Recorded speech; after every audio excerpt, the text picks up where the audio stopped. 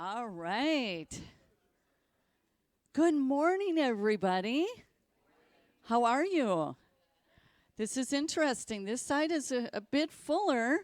I think we're waiting for some people to finish their breakfast and make their way into the room. I think we have a full house today, but it's all good. Go ahead, Barbara. All right. How's everybody doing? Did you get a good night's sleep? Yes, resting the brains, getting recharged and restored.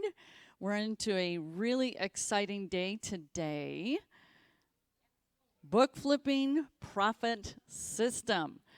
Yes, that's right. Yay. And good morning to our live streamers. Welcome this morning. We're excited to have you with us here.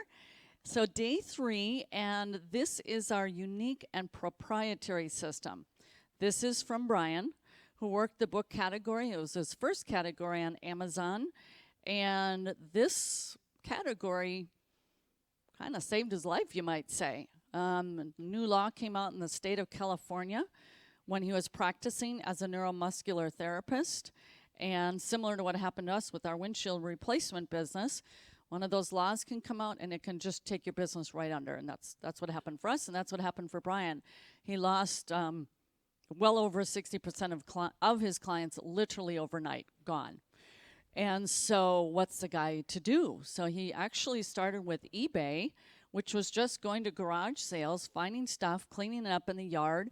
They'd have their whole yard filled with stuff that they would have to wash up, clean up, and get ready to sell and turn around on eBay. Then he tripped over a little pamphlet online about selling books on Amazon. This is now maybe 12 years ago. I've lost track. I think Brian had to step out briefly, but I've told and he's told this story many times. Oh, there's Brian. Okay, which is got curious and delved into it, and you started with Merchant Fulfilled, if I remember correctly. Merchant Fulfilled, and had bookcases like throughout every room in the house practically, just storing these books and being able to find them readily and all that kind of a thing. And interesting household where the book business took over their house. Then he got introduced to doing it through FBA. Then it was through a process of discovery of thousands of hours of in the field scanning, he discovered literally the loophole, the data loophole, and that the Amazon catalog is so vast that it can't bring all that data through the phone. And so he discovered that. And what happened as a result of that, and to our benefit, is we get to look into more data to then find those profitable books. And so when you're out there, and you'll see this, Coach Kurt and his wife Kay have done phenomenally well with the book category, as they can come in on day 3 of a book sale, library book sale, whatever, and I think that was their favorite, was the library sales, and could come in on day 3, and yet a lot of really profitable books left behind. Because there are other what are called book scouts, and yet they get to have what we called Brian books. So your average scout will have a teeny little stack, but the story with our folks is they'll come out with a cart full. It's not as though every single time you go scanning that happens, but we see more data that others don't, and that's how you win in business. It's who's got the most data, of the relevant data, and who knows how to best interpret that data. And Brian has a very analytical mind. Have you noticed that at all? Very analytical, step-by-step, very methodical way of going through a process and then providing and passing that on to us, just like he did for the online shopping profit system. So you guys are in for a real treat. I see this side of the room is coming in after breakfast and whatnot, so that's awesome. Let's talk about the schedule today so everybody knows. So today we're starting on 9 o'clock, which gave you a little more rest today. We will end at 5, and we're going to have a special event. I want all the live streamers to know, Facebook land folks. At 4:30, we always close all of our events with what's called Come to the Mic. And it's a group share, like your biggest takeaways of the weekend, etc. It's a lot of fun. It's kind of how we come together and just give that final wrap up to the event before we part ways. And you're all free to stick around when a lot of friendships are made in the evening. Some of you may not be flying out till tomorrow, and you can mastermind over in the restaurant. I really encourage you to work and build the friendships that you have available here through the e-commerce business school. Lunch is at what time? 12:30. At 12:30. So everyone should have gotten one of these. So by break time, make sure that you pass it down your table. I think we're sticking to that routine. That's worked out really, really well. I've been really pleased with the restaurant service. We love these guys. We've been here for 20, 30 events, I think. It's been a lot, and we love it. It's like family. Anything else that we need to know for today? Not that I can think of. Okay. So to everybody who's watching through Facebook land, why don't we do a little scan through the room, and you guys can all turn around and say hi. These are a lot of our active members who are kind of curious, wishing they could be here. And we do too, right? They're missing out. They're missing out. And so this is a workshop. We have events. We have workshops and retreats. This is a workshop. We are in work mode, and I think Brian's going to put you up to work here this afternoon. You see it? Or sometime today. So please give Brian Cummings a very warm applause and welcome as he is your trainer. Thank you. All right, good morning. We have a couple of people that are new here today, I think. Anybody else? I know 3. Anybody else that's first time here, or at least today? Hasn't been. Last 2 days we've had other workshops going on. Okay. May I ask you, have you been selling books online? Yeah. And have you sent some into Amazon? Great. Okay. Awesome. Let me ask, have you read the manual? The Book Flipping Prophetess manual, gone through the... I didn't read the whole thing, but Okay. I did go through it. Who's brand new that hasn't had that opportunity to go through the materials? You know, what I understand here is that we've offered 3 workshops. Maybe you're doing Shop Your Way to Wealth, and then it's like, oh, I can do online as well. And so you start reading the online materials for online profit shopping system.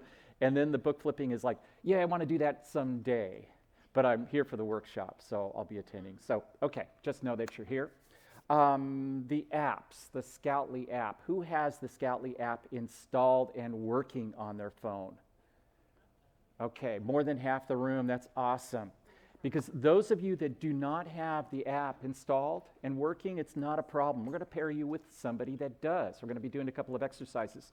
And I'll just ask at that time who doesn't have it, and we'll pair you with somebody that does have it, because we need you to work in pairs for that exercise. All right? So good. We have a great day here planned for you, including talking in depth about textbooks, the profitable textbook category, which I know a lot of you are really looking forward to. In fact, that's probably the thing that you want most out of the day. I want to start off by talking a bit about the book flipping profit system and why I created it, why it's an advantage to use it. Okay, there we go. Yay, that works. Okay, and it's not January. There we go. All right. So, yeah, I've done books for a long time, and I've seen a lot of changes. Didn't used to use an app, a phone app. In fact, when was the iPhone developed? It's the first smartphone, right? What year? 2007? Okay, I started flipping books in 2009, and there were no apps for book flipping apps for the iPhone at that time, nor, I don't even know if the Android phone had really come out at that point. So everybody used PDAs. We had a Dell PDA. In fact, the Dell PDA that we used at that time, and when I say we, almost all Book Scouts used the same Dell PDA.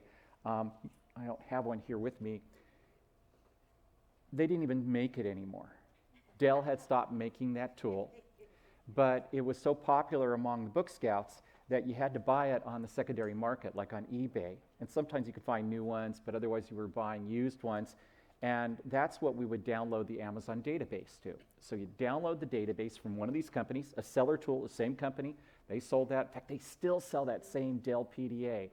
And then we would buy these funky cards that you would slide in. I can't remember the format anymore. They were big, huge, wide cards that had a laser head on the end of it. And you'll still see some people out there scouting with this equipment because they can still download the data. They're extremely fast, and they work anywhere. You don't have to have a data connection for those to work.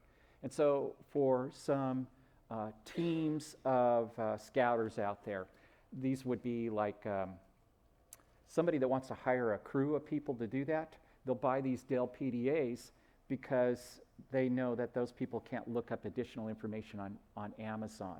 They can program the PDA so it doesn't show the profit.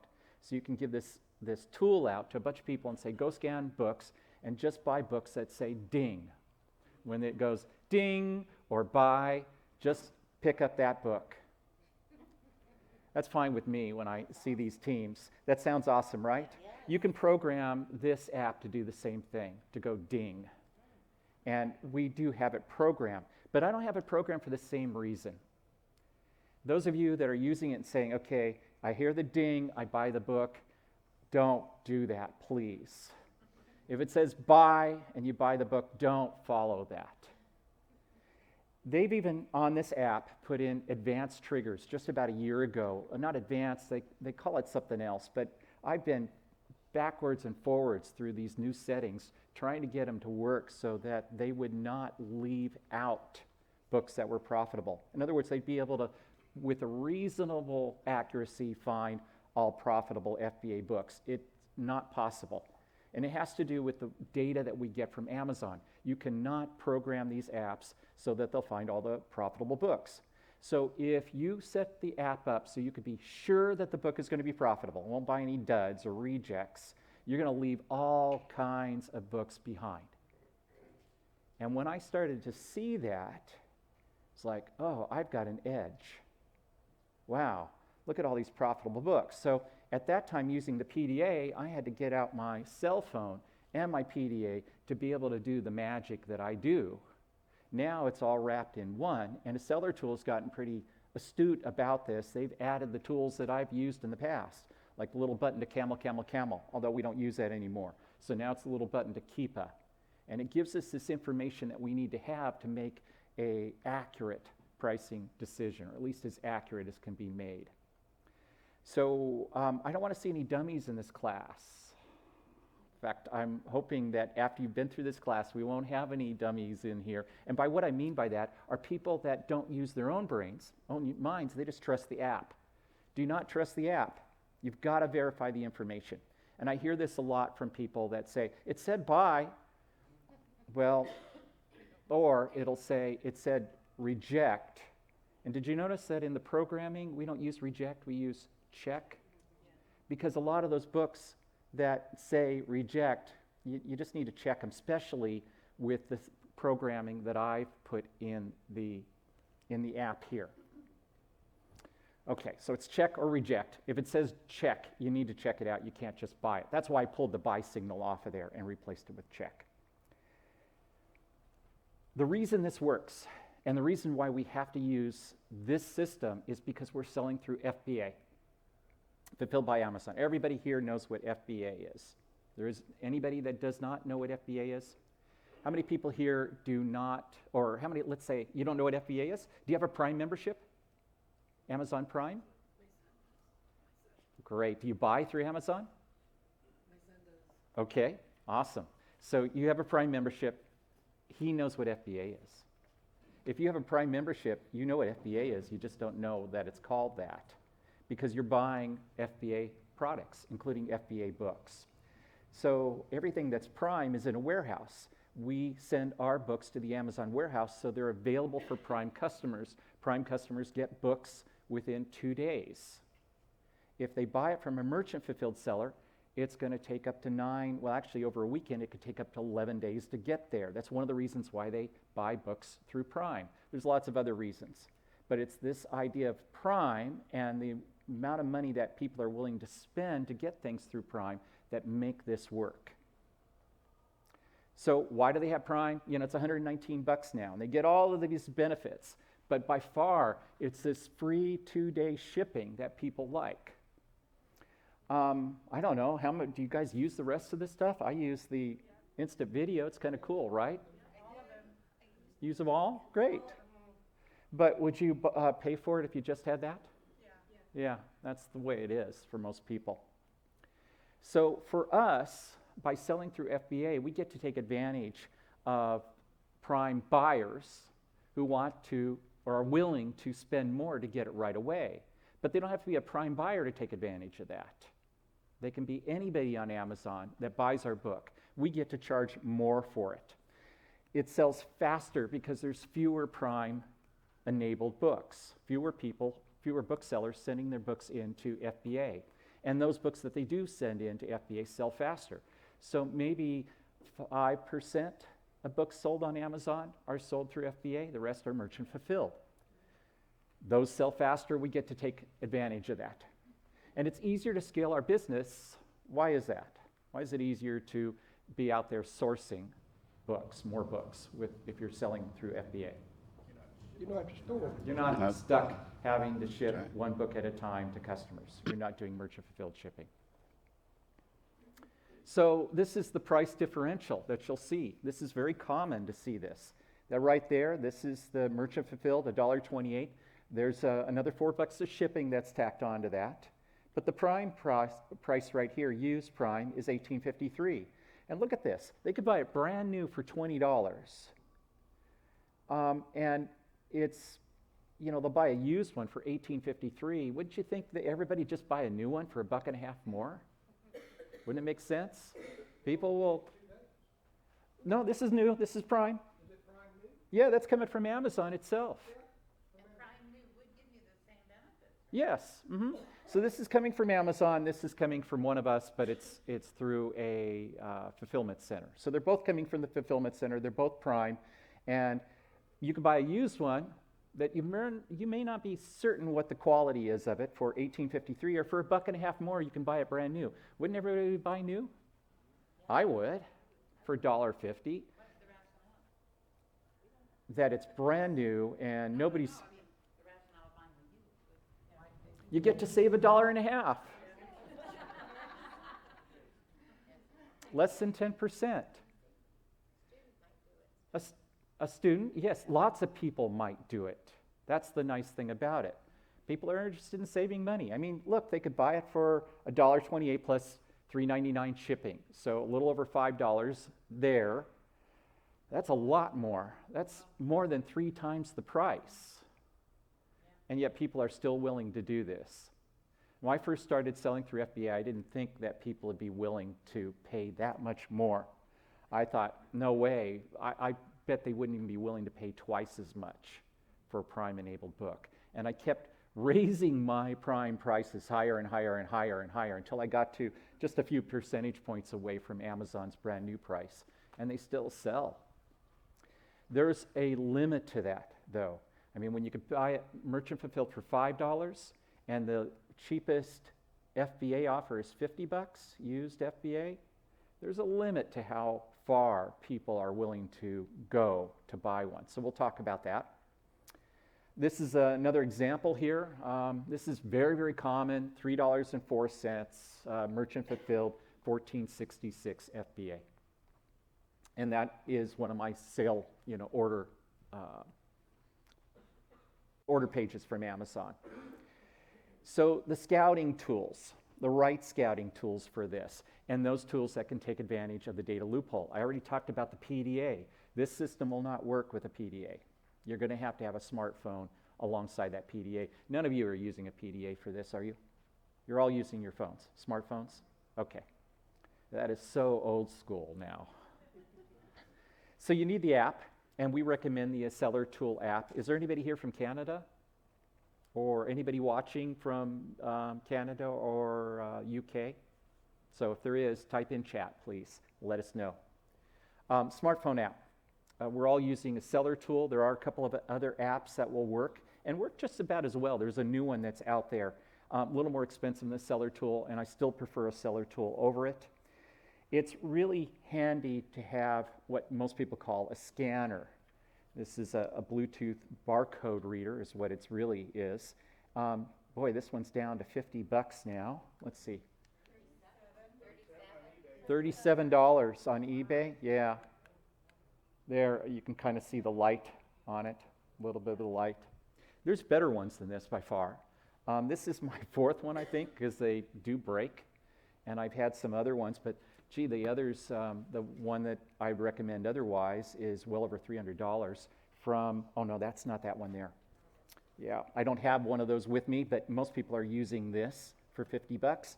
And then I happen to like to have a Bluetooth headset.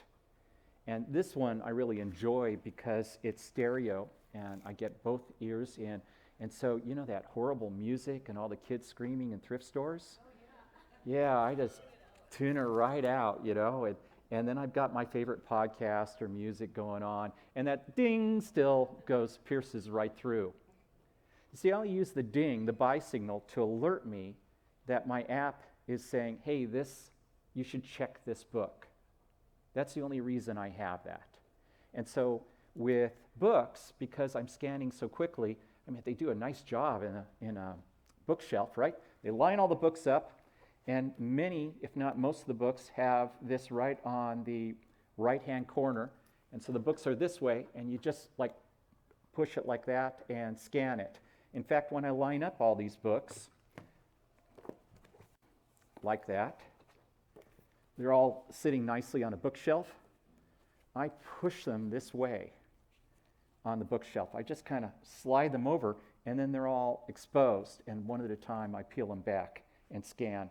And so in this way, if I'm not checking, like if they were all rejects, I could probably scan, I don't know, 1,000 books in an hour, if they were all rejects. Unfortunately, they're not all rejects. And you have to look and stop and evaluate them and buy them. Yeah, so you can go really, really fast. For non-media, you know, your toys and all that stuff, we typically don't go as fast. And so this tool isn't nearly as necessary for non-media items. The phone scanner will work just fine. Phone scanner works just fine on books too, but it's not as fast as this. And there you go. So does Coach Kurt's wife. She prefers the phone scanner too, taking that photo. And they've improved the scanner a lot, at least on my Android phone. It's pretty quick now. However, I'm into speed because I'm looking for numbers. And you're going to hear this again and again and again in the presentation when I talk about the way I have set this up. I'm not interested in spending extra time unless I think it's worth my time, like in textbooks. That's where I'll spend the extra time. But as far as pricing my books, cleaning my books, all of those things, I do it as quickly as possible because to me it's a numbers game. And I don't want to spend time on anything but the profitable part of books, which is sourcing. The Scoutly app versus the Amazon Seller app. So if you're doing Shop Your Way to Wealth, the main tool that you have is the Amazon Seller app. Yes, you can use the Amazon Seller app to do this. However, it's really missing a lot of information. You see right here, all of these FBA offers and the ability to tap that 43 FBA right there and look at those FBA offers. You don't get that over here. And that's the most critical tool that we have on this. The average sales rank would be next because some of these books will have a current sales rank of 300, but the average sales rank will be 2 million. And you don't know that unless you look at the average. You need a tool that will give that to you, and a seller tool will do that. The one advantage that this has is the seller eligibility that tells you if you're eligible to sell that book. Didn't used to be a problem until about the past 2 years. And for new sellers especially, being eligible to sell some textbooks especially, that's going to be an issue for you. That will resolve or it will become less over time. I'm rarely exempt or rarely restricted from selling a book. It doesn't happen very often, so I don't bother to ever check. And it isn't until I go to list the book that I find out I'm stuck with that. Ruth? So as a beginner, is that going to be difficult to be trying to start a business? No, it's not difficult, it's frustrating. You found a book you're going to make $100 on it. Darn. You can't sell it. It's frustrating. It's not difficult. What do you do with those books? Give them to me. Tim? I haven't found a real big problem with restricted textbooks, but I have found a problem with teacher's editions. Yep. Teacher's editions, they'll tell you, you can't sell this and we're not taking apps. I want to hear more about that, and we'll talk about that in the textbook part in the afternoon. Teacher's editions, international editions, all of those. Yep. Yes, Renee? Are you going to go through the parameters as far as setting up for on the app? No. No. Okay. I will not go through the parameters, how to Is that- set up the app. That is in the training. Now, just because the technology of pairing, parameters, all of that. Now, I will talk about the rationale behind those parameters, because I think it's important that you know the why. The how is actually the simple part. The why will inform you in other places, like, oh, that's why he set it up so that the trigger is the second lowest new. Now I understand the pricing portion of this. So we'll get to this. I set the trigger for the second lowest new, even though we're not buying new books, and we certainly we're not interested in the second lowest price. I'll get to that. The Scoutly app, you've got lots of information, lots more than this. I'm going to show this again and again, but the most important things that you're looking at are all the multiple offers here, how many different offers there are, because the number of offers makes a difference. And you need to know whether there are FBA or not FBA. Now, the app comes standard with 4 columns, right? I've set it for 3 because you don't need 4, and 3 is easier to read. And as we get into the pricing part of it, you'll see why that I've set it up for 3. Notice that the information here, the book information, is at the top rather than the bottom of the screen. This used to be standard. Why they switched it, I don't know, because this is the first thing you need to check, is that you have the right book. And the next thing you need to check is the rank. And third thing you need to check is the Amazon price and the profit. All of this, I know the profit's on the top otherwise, but I'm going to suggest you go to the classic view so that you have the book information up top, so your screen looks similar to this. The FBA and MFM offers, it doesn't sort them like it used to, but you can still tell by looking at FBA right there. And then average sales rank, that's the rank on the right-hand side. Of these two numbers, 60K, 241K, it's the 241K that counts. That's a pretty wide discrepancy, right? 60K and 241K. Why is, if 241 is the average rank for it, 241,000, why is it showing 60 right now? It just had a sale. Somebody just bought one. And every time there's a sale, the rank improves drastically. And when there isn't a sale, it slowly degrades. So it'll take, well, in this case, it'll probably only take a couple of days without a sale, maybe 1 day without a sale to get back up to 241. But when it really counts is when that's a 2 million ranked book, or a 3 or 4 million ranked book that hasn't had a sale in months, if not a year, has one sale, and now the rank is a good rank. With the PDA, that sucked. Let me just tell you. You buy all these books with the PDA, and then you get home and go list them, and you find out, wait a second, that really is a 2 million ranked book. I thought it was a 200,000 ranked book. And you had no way of knowing that until you went to Amazon to look at the book. In fact, before Camel, that was the first tool, you didn't even know. You were clueless about that. All you had was the current rank of the book, and you wondered why it didn't sell. Now, this tool right here, which comes from Keepa, this Days with Sales, has made it even easier. A lot of you won't even look at rank. I do, because I'm old school. I look at both of these. I know the rank for this category, but a lot of you will just look at days with sales, and that's a figure out of the last 180 days, that 63 of those days it's had a sale. And then you can look at that and say, okay, if I divide 180 by 6, which is the way most of us usually do it, that's 6 months, right? Then if I divide this by 6 months here, then this roughly is 10 units or 10 purchases, 10 days accurately, 10 days of the month that it sells. So then we could say about every 3 days it should have a sale on average. Pardon? So then what would you think? It depends on the rest of it, how many other competing offers there are. This is where book pricing gets really interesting to me, being the nerd that I am, or the analytical guy that I am, is that I start to think it through. Okay, well, if it's a real slow seller, I shouldn't probably buy it, right? But if there's hardly any competitors and I price it right, I can be the very next sale. But it doesn't have very much profit. It's probably not worth my time. Or it has this huge level of profit, and even though there's only a couple of sales a year, if I price it right, I can take advantage of that huge level of profit. That's why it's so tempting to buy those $300 books, you know, even though it has a sales rank of 5 million. You're going, oh, I want that. I wonder how long I'll have to wait. It could sell the very next day. You just don't know. But if you look at history, there may have not been a sale for 2 years on it. Keepa and camel graphs, that's right down here. That's just a hot button that takes you right to the information that we need. Camel is still there for you, I believe, if you don't have a paid Keepa membership. On mine, it just reverts to, I don't know, we'll take a look at that. But I have a paid Keepa membership. And if you're doing textbooks, you're going to want a paid Keepa membership. That'll be worth your money. It stores the Amazon database. This is something that many of the other tools does not do, like the Scoutify tool does not, I don't believe it stores the Amazon database.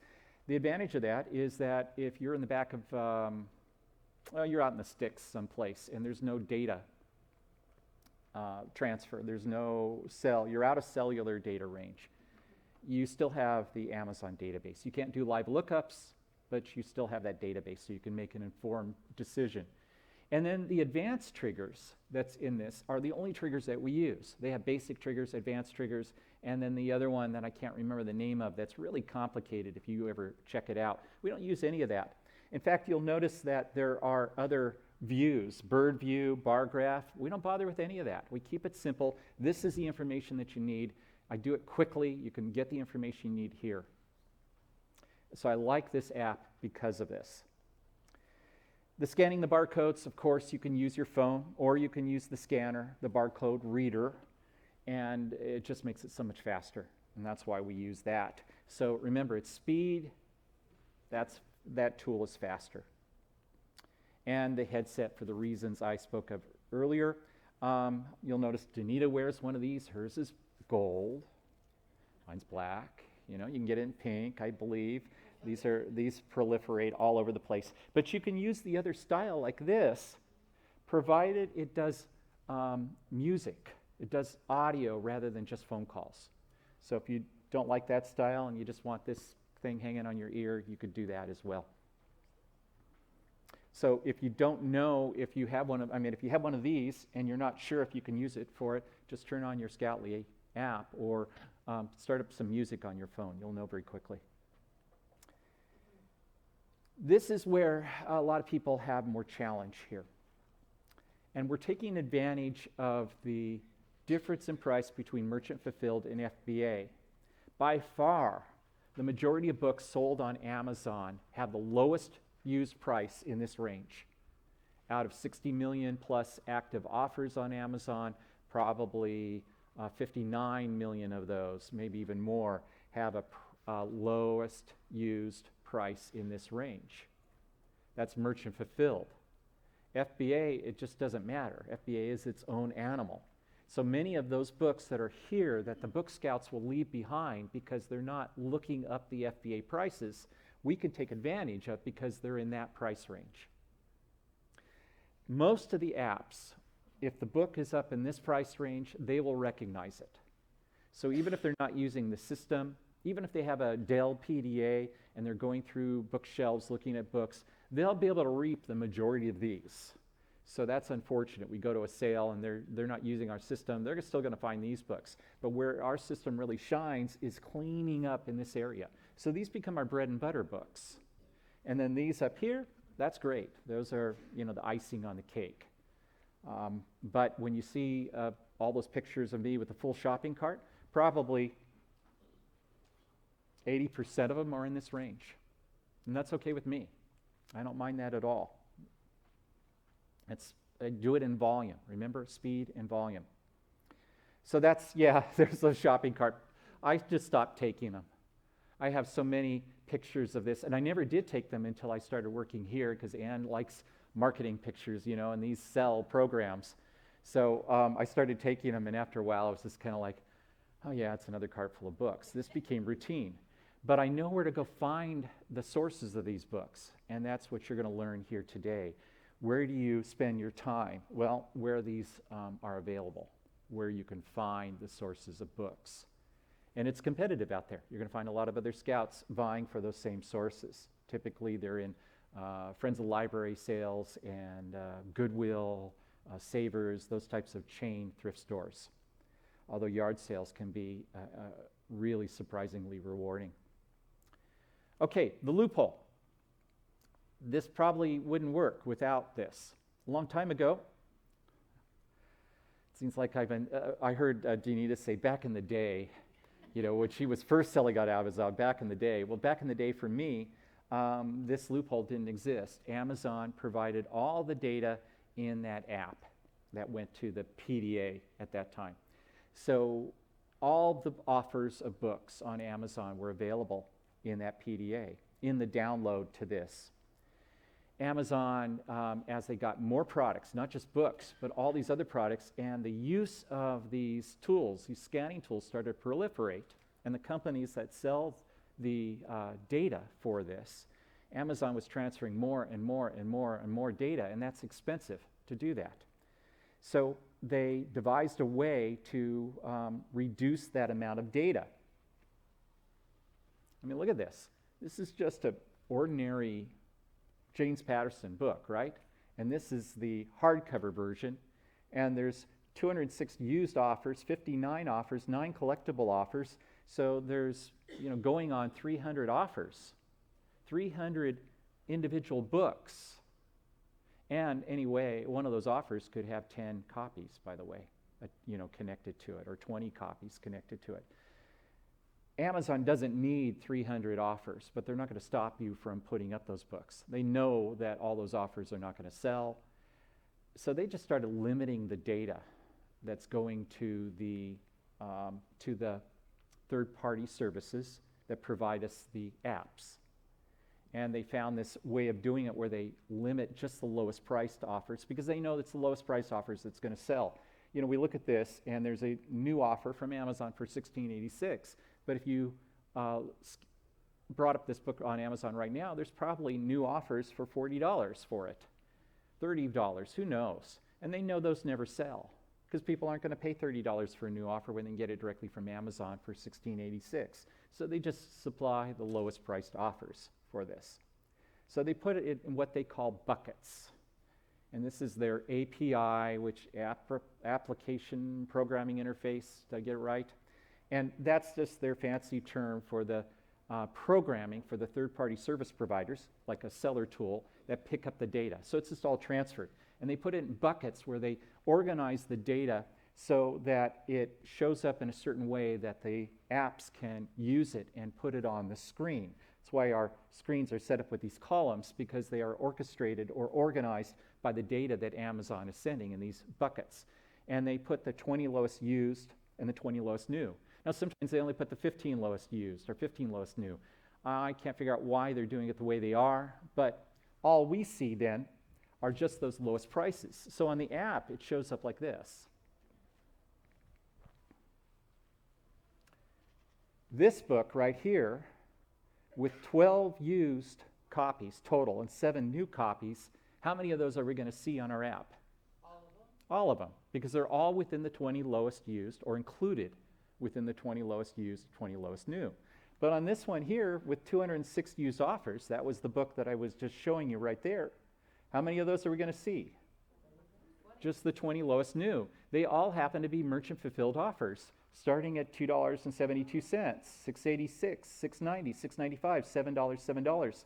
So, and the same thing with the new, 59 new ones here, starting at $6.92, $12.64. If you count these little numbers right here, so that's 3 good. This is the way they put it in buckets. 3 good offers, 1 very good, 2 very good, and they organize it by groupings of price.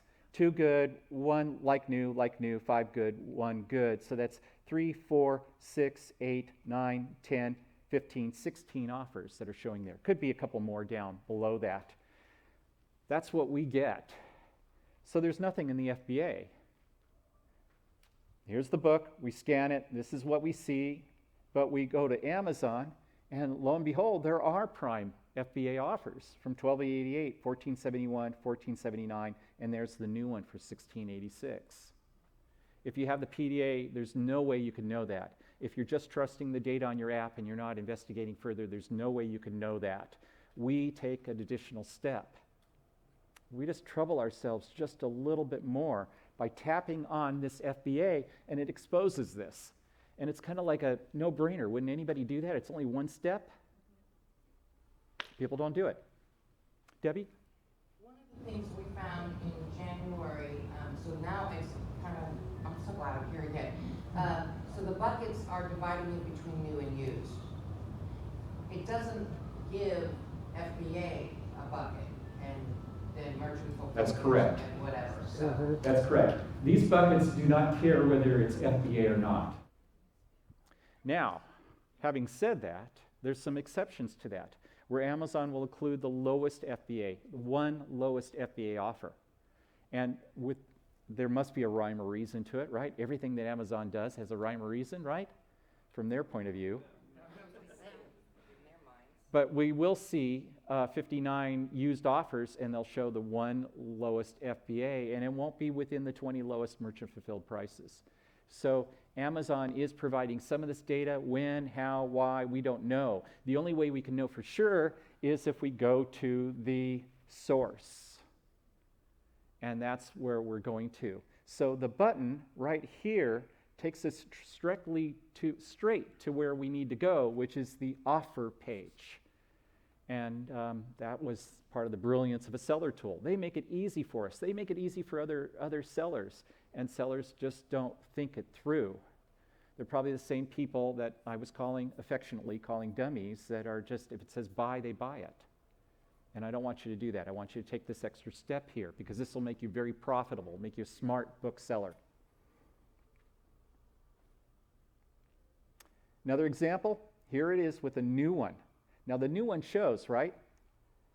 FBA offer, $39. That's the lowest new. And it says there's one new copy. That's all it's giving us. So if you look at here, there's 126 used copies starting at a penny. Just a penny. There's probably some shipping on some of those, okay? This is the setup without the landed price, meaning the price without shipping. And then here we have 20 new offers. Same thing, without shipping. What do we have? 4, 5, 10, 15, let's see, 4, 5, 10. Yeah, 14, thank you. So there's 14 new offers. That's why one of these shows up here. In fact, look at it, it's not even in the list. The only way we're going to know for sure is by tapping on that, and then it opens up this page, and we can see this is a profitable book selling for $19.94. Now, if we take it a step further, this is a textbook, right? Does it look like a textbook to you? Yes. We'll be going into what looks like a textbook and what doesn't look like a textbook, so you can easily identify them.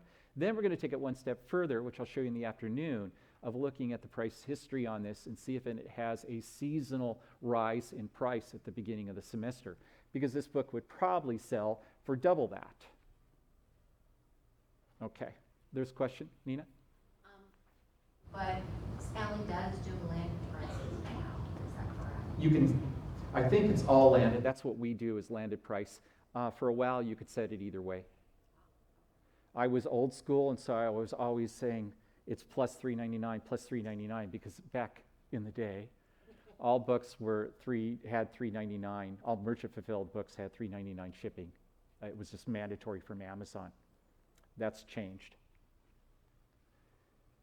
Okay, so the buy and the reject signal.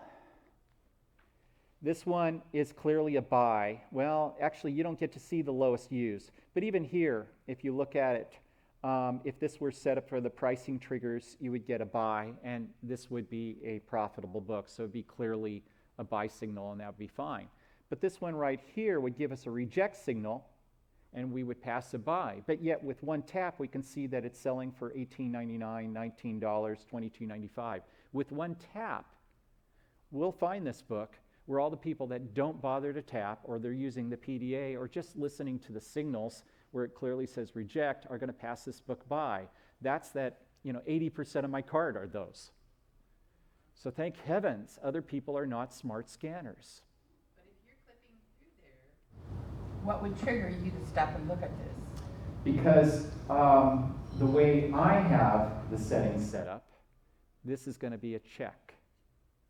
And it has to do with, you see here, if I set it up for the lowest FBA offer, It's got to be profitable, right? And that's what's going to trigger the buy signal. This would be reject. That's how most people set up their signals. If they're selling FBA, they set it up on this column. They missed out. So if we set it up and I'm not paying attention to the screen, I'm just going scan, scan, scan, scan, scan, waiting for that ding. This one wouldn't ding. And I would pass this book by. So then what I did was start playing with the triggers. And I set them up on the lowest used. And I would find the same thing would be true, because even if, like this book here, I'm going to say, well, it's got to be at least $12 for me to look at it, to consider putting in my cart. Obviously, there's not a $12 offer there. So this one would be a reject. And I would have missed this book that's selling through FBA. Okay, that didn't work. So now it's like, well, let's play around with the new. And I found that, look at the difference here, $10.24 for the lowest new, then $31. So if I set it to lowest new, I would have missed out. Because the people have some sellers have a propensity to be a lowball seller. And that's what we're trying to avoid, is the lowball sellers. So I set it on second lowest new. Look, I was going to get into this later, but this is a perfect example. Do you see why the trigger is here? Any questions about that? Debbie? The lowest new, if it's merchant fulfilled, I understand selling your used one for $18.99, but what if that's a prime? So we would reject that, because if that 1024 was a prime new, we would reject it because you can't get it for $18.99, it's below the $12 threshold. Correct. So what Debbie is saying is, if this offer were prime, we wouldn't buy this book. A new prime offer at $10.24, we would not buy this book, right? We wouldn't be able to compete with that, selling it used for $19. But where would it show up on our screen? It'd show up right there. It'd be within the lowest 20 used or lowest 20 new. And it would show up here because this is used and new. By the way your apps come, FBA is split up between used and new. You don't need to do that. You can combine them and get all the information here. So you have 3 columns instead of 4. You can use 4 columns. It'll work just fine. But why bother? Might as well just put it here. It makes it easier to read, faster. I just want to look at a glance. And when I tap on the FBA, it's going to take me to all the offers which I want to see, rather than new or used offer page. So it's kind of like you're wasting time to set up 4 columns. Any questions about that trigger, why we set it up here? Is that pretty clear?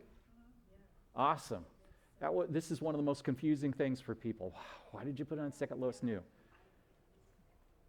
Cool. Aha, yeah. There'll be more aha moments, I promise that today. You're going to get your ahas here. At what point would it show if you're restricted to sell that book? Yeah, that's the problem. Not till you try to list it. Now, if I were to mirror my screen on here, you'd be able to see that one of the settings is enable restriction check on DB mode. It's not working, not on my Android phone. And it worked for a little while, and it hasn't worked in a long, long time. And I just checked the other day to see if they've got it working yet. So in other words, a seller tool has access to my account. They'll log in to Amazon, and they should check it, but it's not working. And there are things that, this is a lot of technology, and I think a seller tool does their very best, and they try to focus on the things that are most important. I would hope that one will get fixed. But you have to go to your Amazon app while out in the field to find out. Nina? So maybe I bought it wrong, but there's a little A at the bottom of the screen. Yeah, right here. That takes me to Amazon. Yep. And when I go into that, I can check to see whether I'm restricted or not. Yes. That's the other way to do it, right down here. Yeah. Oh, so the other solution is to tap this A right here on the bottom of the screen. I always get confused because I don't bother to check. I don't need to check. And you'll get to that place where you won't need to check either. I always forget whether it's the shopping cart or the A. Yes? So when that goes to Amazon, it brings up that ISBN number. when It you brings up the ISBN number in your seller account under the Add a Product page. It allows you to add it to your account, your seller account, to list the book right then and there. So you can list the book from the field if you wanted to through your app.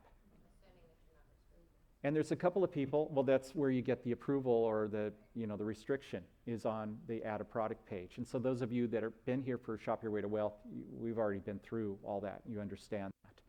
If you've never experienced that before, type in a question on the Facebook page and we'll deal with that. Or I'll show you a little bit later on in the afternoon. Debbie? But when you list from the field, be aware that you're listing it as a merchant fulfilled. You're not, because you're not there to prep it and ship it right into Amazon. So you're listing it as merchant fulfilled. So if you get a sale before you get home and get it into Amazon, you have to be aware that you have to Let's correct that. So when you're listing from the field, you have the option of listing it as merchant fulfilled or FBA, Prime. And if you set up your Add a Product page, so the default is add to Prime, add to FBA, you don't have to worry about that. So what happens to it? I'm sorry, but forgive me. Yeah. What happens when you send it? So then it's just waiting in a for you to fulfill the shipping plan? Yep, it's waiting for you to add it to a shipping plan. It gives you the option right then to add it to a shipping plan, which, out in the field, you wouldn't be setting that up. Yeah. But it's a way of just getting it listed if you want to. I've never bothered to do that. I know Dan and Nina are using Turbo Lister, which is their tool that interfaces with this, and it probably has a lot of really cool potential. And I've just never tried it.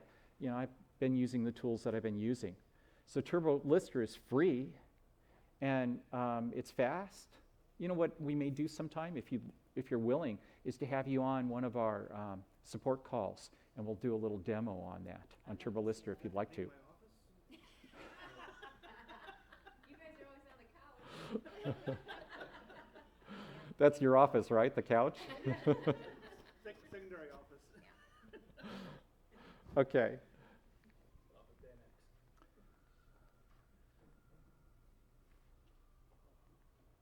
Yeah, there we go. Okay, great. That was the one. Okay, that was where we're at. Now, yes. And maybe I just missed you saying this. Okay, right now, that one on the right is showing that there's no FBA listers. Yes. Yet when you click it, there are FBA listers. Why Yes. isn't it, even though it's not showing a price, why isn't it giving you the number of, in the, like 10 FBA at the top? Why doesn't this tell you how many FBA offers there are, even if it doesn't show you the price? Because it's pulling numbers from the bucket, and the bucket is, it's more than, it's down So further do than the 20. you remember the data that's coming from Amazon? The only place that it accesses that data is when you do, well, it's not even when you do a live lookup, because it's only accessing not Amazon, it's accessing Amazon's API, that data. So you do a live lookup. In fact, the way we have it set up, that if it's you get a check signal, it automatically does a live lookup on this. So live lookup means that it is refreshing the data out of the bucket rather than using the database. So it goes to Amazon's API, pulls that information in fresh, gives you the current pricing rather than the history that it's been holding on to in the database, what's been downloaded into your phone. Now it refreshes that for that particular book, and the API says no FBA offers. So it doesn't have anything right there. What triggers it is that when you tap it, that's a hot link that goes to Amazon.com offer page for the book. Shows you all FBA offers only. They've got it set up just right, just the way they should set it up for this. That's another reason why I like this tool, this Scoutly app. Renee? Just another clarification. So are you saying the settings that you have now currently that would reject? No. No, or you said no, okay. No, this is the settings, the default settings. This is the settings that everybody else uses. Who in their right mind would program a trigger on the second lowest new merchant fulfilled when they're selling used FBA books? Yeah. And it was only through trial and error. Do I catch them all? No, we still miss books at this. But I bet I catch 95% of the profitable books. Now, many of those books that say check are not profitable. You won't know until you go to Amazon. But at least I'm not excluding the profitable books. You still have to go through the motions of checking. And more than half of them will be rejects once you check. Maybe 2/3 or 3/4 of them will be rejects once you check. So it slows us down. So really, every so often I go and tighten up this number. I raise it a little bit more. But I've played around with it enough, moving it back and forth, just through trial and error, to say for a particular rank, I want it at like $12, and for a little worse rank, I want it at $14. And it's just through trial and error, and every year and a half, I kind of go play with it again. So you're just kind of trusting me on that. You can play with it yourself. The lower you set this number, the more rejected books will show up as check. The higher you set that number, the more chance there are that profitable books will be returned as reject. So you just have to play with that. I think I found the right balance. And that whole check process, does it take but a second or two, right? Right. Mm-hmm. One tap, this page opens up, you glance at it, buy the book. Any other questions about the triggers there? Cool. Okay, so now pricing. And I just found this through trial and error. I think that a lot of booksellers just put it at the current price. They take a look at, when they list the book, they say, okay, this book should probably sell for $18, and they set the price for $18, and they walk away and hope it sells.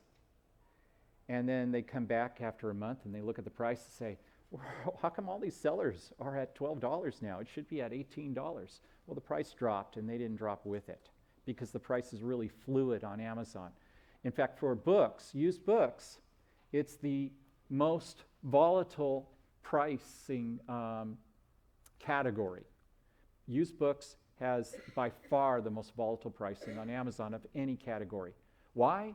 Because there's so much supply and so much demand. And when you put in a lot of more supply, more demand, it creates fluidity. Books that are ranked at 2 million or 5 million, they don't have the same volatility. They have some, but not like books that have a lot of demand. This creates volatility in the market, just like a stock market does. Same way. In fact, you kind of read this. So before the day, in a previous time, I used to do stock options. And stock options are really volatile. And I learned how to read charts, and that's the nerd in me that really enjoys that. So when I saw these price charts and history charts, it was like, oh yeah, this is a no-brainer. You read these. And it's really easy to see trends. And I really enjoy this part of book flipping. So the red is the used price. This is coming from Camel. Camel still has pricing, but they don't have sales rank any longer. But they still have this information on Camel. And this is over a period from 2011 to 2015, so 4 years. And look how it moves up and down. So it was as low, the lowest there was probably around 7. The highest, not that much longer, was at $28. And look at that, $28, then it dropped down to 10, just within probably, who knows, on this chart, maybe a week, maybe a month. But it moves all over the place, doesn't it? Now, the blue doesn't move as much. The blue is new. There's fewer newer offers. So there's more stability. And then the green is Amazon's price. But Amazon is known to sell at whatever they think they can make a buck at. And they have a computer, too, a repricer, that's moving it all around. They don't have people doing this. They have repricing software. So you said a few minutes ago that you didn't do Camel anymore. But That's this right. is kind of a nice tool, right? Yes, but Keepa also gives us the same information. Plus Keepa, if you pay for it, if you're willing to pay for it, will give you the sales rank history. It wasn't working for quite a while.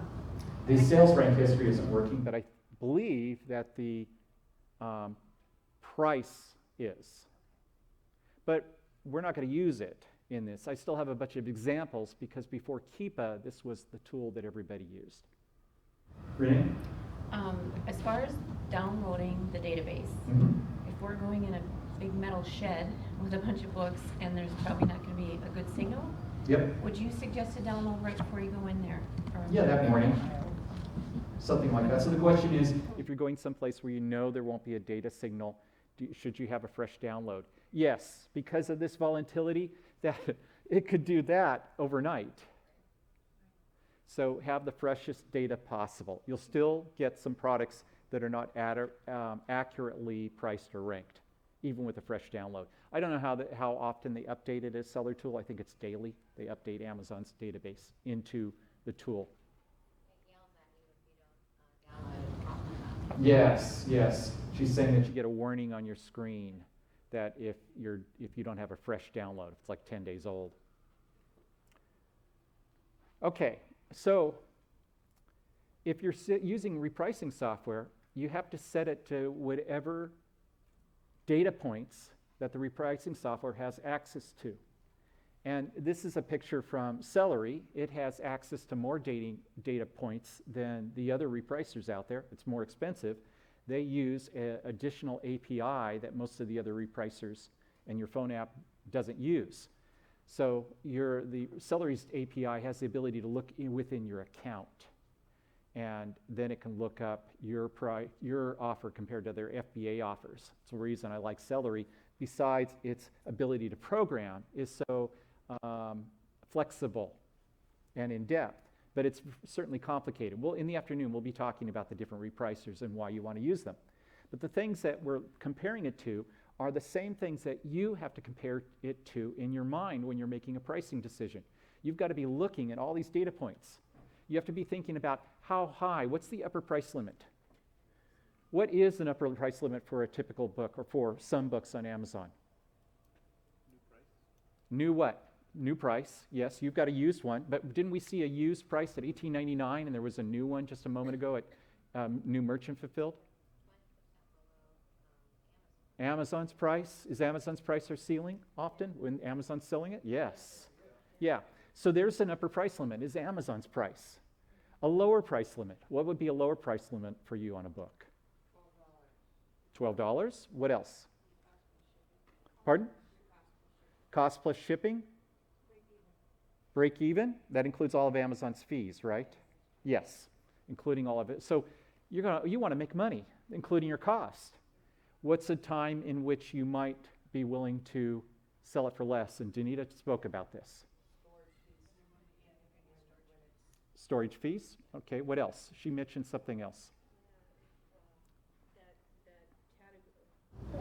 That alert when Amazon isn't happy with your account because something's sitting on the shelf too long. What was that called? If you want to dump a book. Yeah, if you want to dump a book, but you wouldn't dump it for a loss, you just have it, you wouldn't sell it for less than that. Unless, let's say you paid $5 for the book. And if you have your cost involved for the book, it's going to be, you can't sell it for any less than $12. And yet the going price is 10. If you sell it for 10, you'd lose $2, right?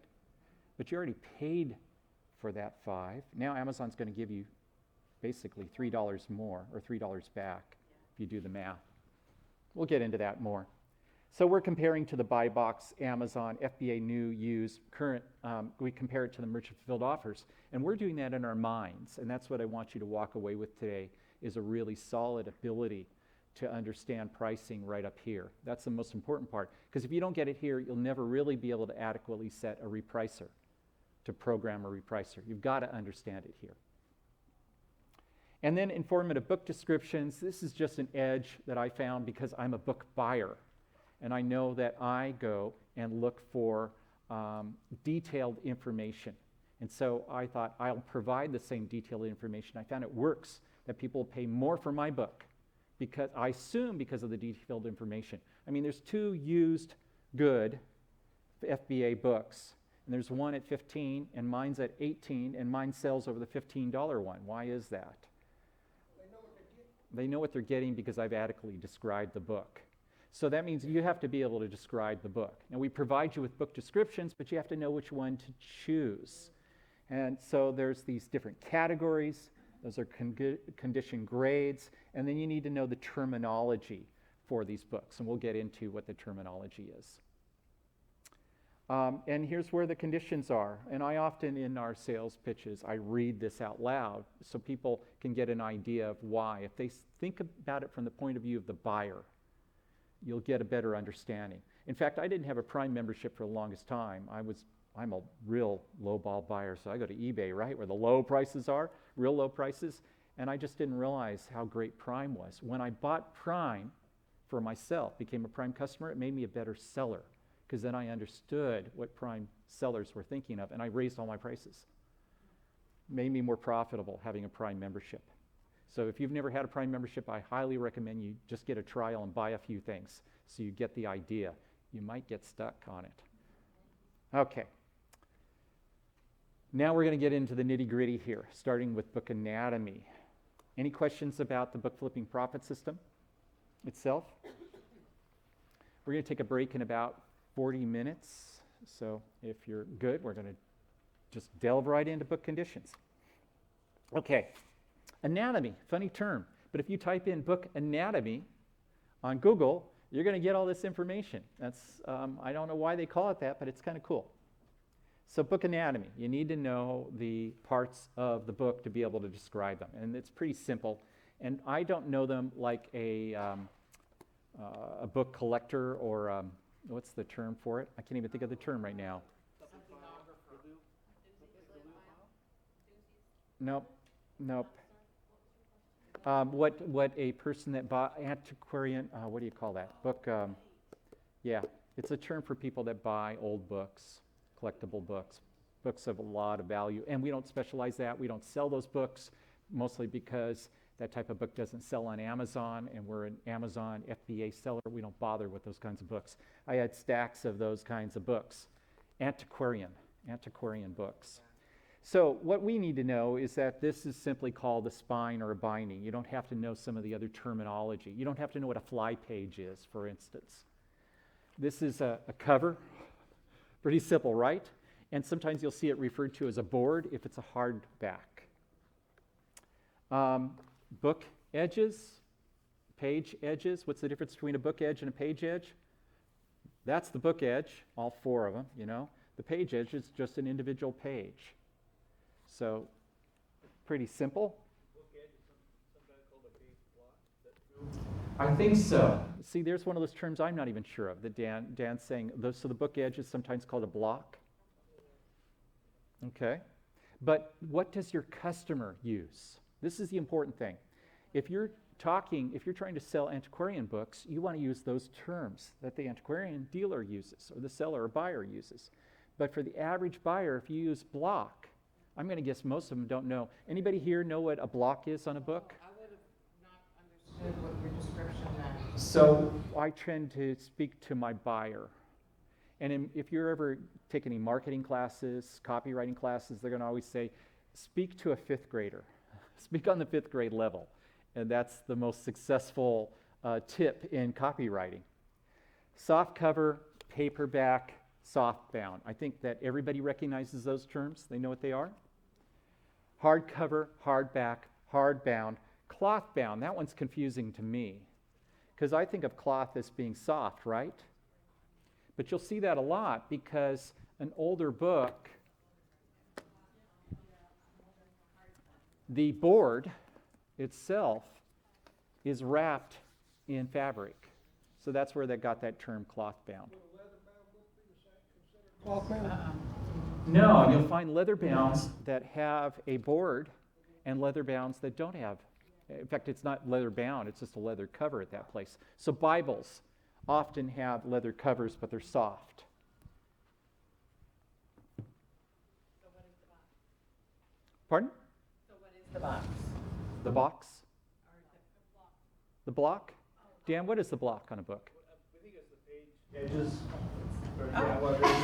Is it just the three edges, or is it all four, including the binding? We usually specify which one we're talking about. The bottom block? It can be all Yeah. three, yeah. Okay. I always learn things here. That's great. Hardcovers often have a dust jacket. So here's the problem when you're listing. If it doesn't have the dust jacket, it has to be, I think it's acceptable condition. And how would you know? If your book that you have in your hands, how do you know if it comes with or without a dust jacket? Is this book missing the dust jacket if you found it like this? How do you know? It's got the name on it right there. Sometimes you don't, and you've got to look it up, as Nina says. And then where do you look it up? You can go to the publisher, but if it's an old book, you're not going to find it. So then you go look at other sellers, and you look for one that says, slight tears to dust jacket. You go, oh, they've got a dust jacket on their copy.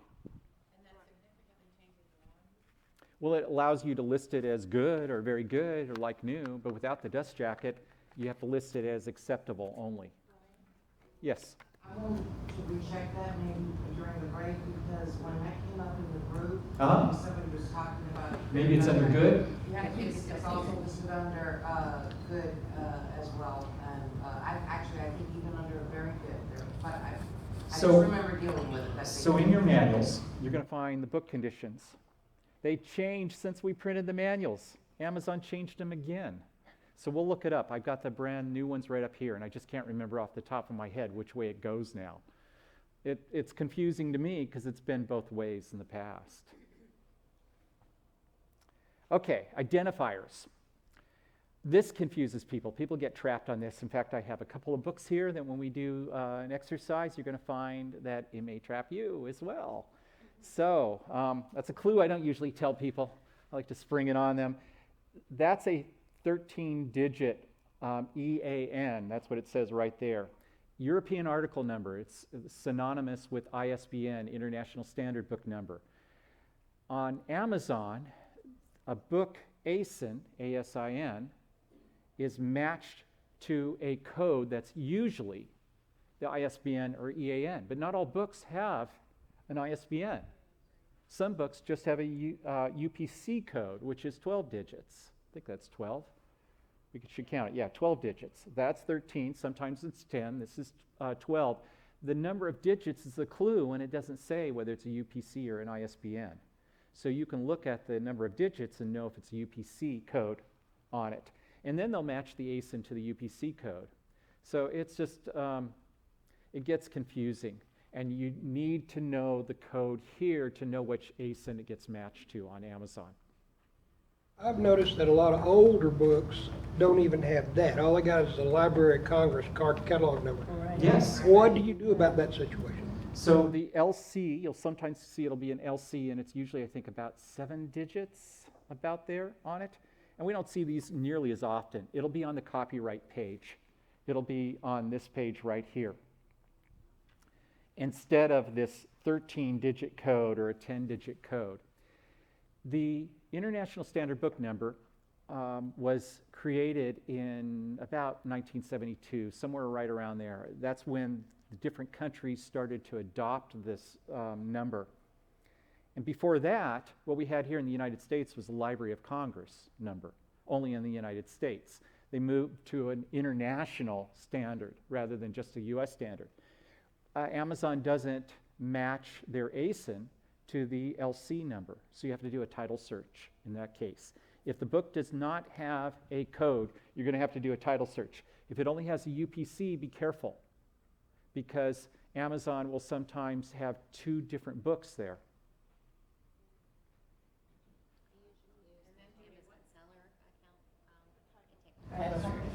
So Nina's saying that she uses Amazon seller account to take a picture of it. That's one thing that you can do. You can do title search.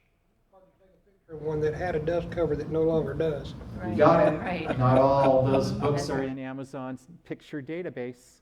So sometimes we just don't know. There's been times I look at a book and it's $50, but I don't think this is the right book. I'm not always sure. You won't always be sure either. Notice that they have PBK, cloth, EBK, softback, hardback, ebook, depending on which version of it that it is. So be careful that you're listing it on the right edition, the right type of book. Yes? Sometimes, especially like in children's books, you'll end up with a library edition. If there's not something specifically listed as a library edition on Amazon, can you list it under the what is listed? So the question is, and I want to expand that question a little bit. If the code or the edition that you see here is not available on Amazon, and this gets into like teachers' editions and international editions, can you list it on the edition, the existing edition that is on Amazon, which is typically just like the standard hardcover, the standard paperback edition? And the answer is, it depends. Depends on a number of things. So I can't always say unless I know the specific book and we talk about the other details. With teachers' editions and international editions this afternoon, we'll be able to talk specifically to those details. Okay. Well, library binding just means that they reinforced. The library binding means that there's a reinforced binding. And I have had a library, now not the other way around, but I've had a library binding that when I put it in, didn't say anything whether it's library binding or not, and I had gone ahead and sent it in. So the question here is that we're not always sure. Right. And sometimes we just go ahead and send it in anyway. So think about it from the point of view of the customer. When the customer receives this book, is it going to meet their expectations? But now, if it says library binding in the listing and mine doesn't have the library binding, I won't send it in because that customer might be expecting a library binding, whereas mine has a library binding, and that's just a benefit of mine. And you're going to have to make these decisions for yourself. We'll guide you as best we can. If you post something like with a photograph on our Facebook group, I'll give you my best answer that I can give you, what I would do personally, but I'm not always correct. Flip side of that, if the book has evidence that it was a former library book, then Well, that's another thing, too. definitely listed as it. Oh, yeah. I think I have a slide on that, so we'll get to that. So there it is. Here you can see both. It says ISB 10, ISB 13. They're the same code. They're different numbers. And it has to do with the 978 that's at the front, and then the last digit being an identifier, a check symbol as it's called. You've got the same type of check symbol on your credit cards. You know, the 16 digits for a Visa card, that last digit is a check symbol that helps Visa prevent fraud. I don't know why they have it here, but that's the same system that they've adopted. Conditions. These are the things that you've really got to pay attention for. Here's one of those terms, hinge, split hinge, that I don't use the word hinge when I describe a book, but that's what that officially is called. I'll just say it's a split binding. That's not true. It's actually a split hinge. But from a customer's point of view, they look at it and say, binding's got a tear, or it's split. So you've got to be looking for these things. That's where the binding is starting to pull away from the rest of the book. Page curl should be described. Water damage, definitely. And there's a difference between water damage, which is usually discolored, and a moisture wrinkle, which you can probably get away with in selling. Depends on how the customer perceives the book. Underlining and cracked binding. So cracked binding right there, most people know what that is when they see it. They might not know what it is until they see it, but if they flip through your book and it kind of opens to this place and you can see the binding kind of sticking through, they get it. Oh, that's cracked binding. Torn out workbook pages, sometimes we miss those. You need to make sure you have that because that'll be, people will return your book or give you bad feedback.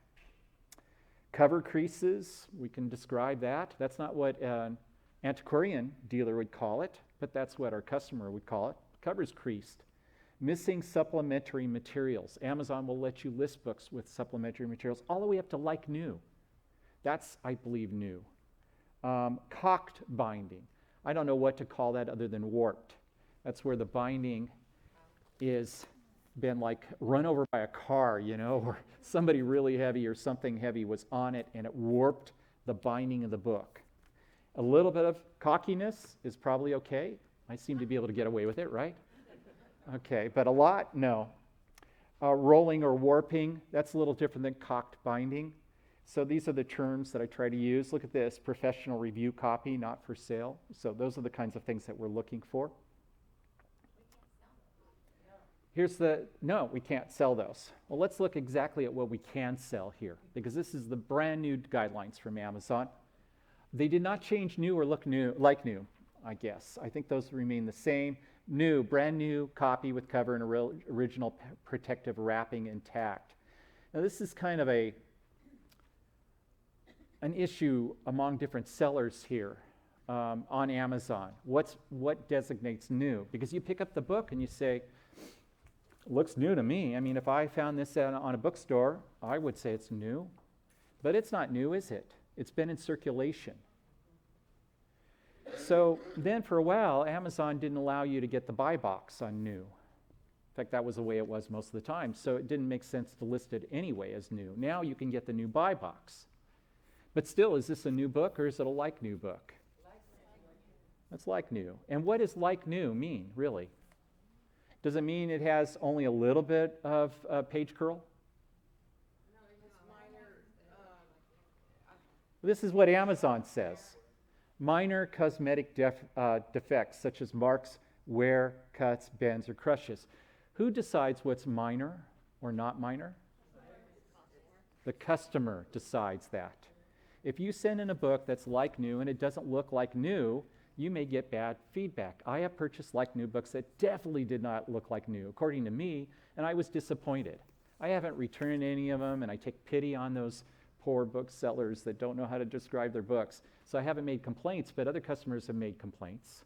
So I tend to undergrade my books rather than overgrade them. And I hear that a lot from people. Seemed to know that that was not new. What tipped them off?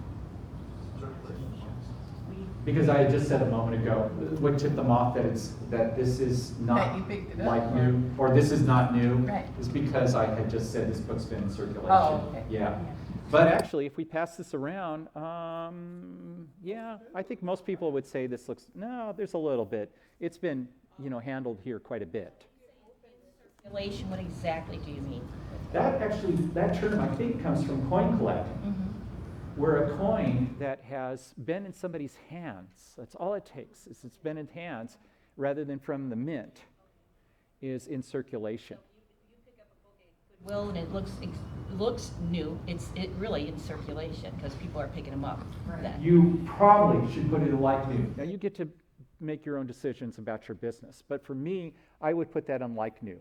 So they say like new may have minor cosmetic defects such as marks, wears, cuts, bends, or crushes on the cover, spine, pages, or dust cover. Dust cover is intact, means it has the dust cover, and intact means it's not torn. Pages are clean and not marred by notes. In other words, no writing in it. Items may contain a remainder mark on outside edges. Hey, Brian. Yes? I kind of think that when you buy a new car, you drive it off the lot, it's a used car. Yes. Even though it's like new. Unless you return it within 3 days and they resell it as new? Yeah. I don't know.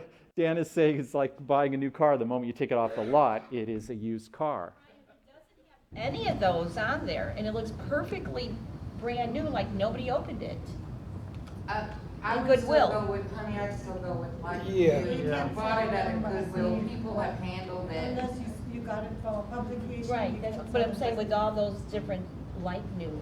There's little flaws or little things. It's but really, If you get it right from It's Barnes not and gonna make Noble, that you much can sell it I know, as brand well, new. I tend to Yeah, but I'm undergrade just my saying, books too, and if it's because not in a wrapper, then I don't call it new. If it's not wrapped, if you I'm go just to a saying new, because it lists Somebody all those took a flaws book. in there. Yeah, But it now, it use looks like perfectly new? new. if I'm Somebody gonna took a list, book. I have a book with a remainder mark here, and it's not here. So remainder marks. Now let's bring it back to this here, right here. Okay. You could see there's some differences of opinions of what new and like new is. You guys get to decide. But just know that your customer is the one making the ultimate choice here. And the feedback that you get is going to represent the customer's point of view.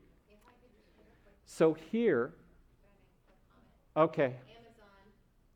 May come back to you and ask you to prove that it's a new book. Oh, I And so if you can't prove it, you can have your, account suspended. So Nita's bringing up something that we're not going to talk about right now because it's actually a different matter. Okay? And it's selling used as new. And it's another issue. And I don't want to get into it. Yeah. And it's a cause for suspension. Okay? But we will talk about it later. We could talk about it later, yes. But if we buy it from Dollar Tree, new, and we sell it, then it's new. Except for, that's a great question. You buy it from Dollar Tree new, or wherever it is from new, from the bookstore, and then you resell it, you have put it into circulation officially. If it's coming from an authorized distributor. Now, if you're an authorized distributor, you could sell it as new. However, none of this matters. It's just the customer that makes the determination. Amazon doesn't care whether it's new or used. They don't care unless the customer complains to Amazon and forces them to contact you with this complaint. And that's where it becomes a problem. And we'll talk about that later. It's an important issue too, really is. Remainder marks on the outside edges. What's a remainder mark? Have you seen books that have a little dot or a black line on the bottom edge? That's a remainder mark. It's out of circulation. And sometimes that book has never been in circulation before, but it means that the publisher has said, this book isn't selling. We're going to get rid of it by giving it off to a reseller. But at that point, it enters into the secondary market. And so it's officially not new. You can't sell that as new. Believe me, people do, and people don't, and customers don't complain. You can get away with it until you can't. Till a customer does complain and forces Amazon to make a case out of it. Used, very good. There's probably very little difference between a very good and a like new book. But in my opinion, like new should look like new. Should look like new. I mean, should look new. Like new should look new. So I wouldn't sell this as like new, even though many of you might choose to do that, and that's perfectly okay. So for me, it's going to fall into very good. That's me. And it's almost the same thing. Item may have minor cosmetic defects. Didn't they just say that? Item may have minor cosmetic defects. So it's almost the same. Shrink wrap, though, here, or dust covers, look at that.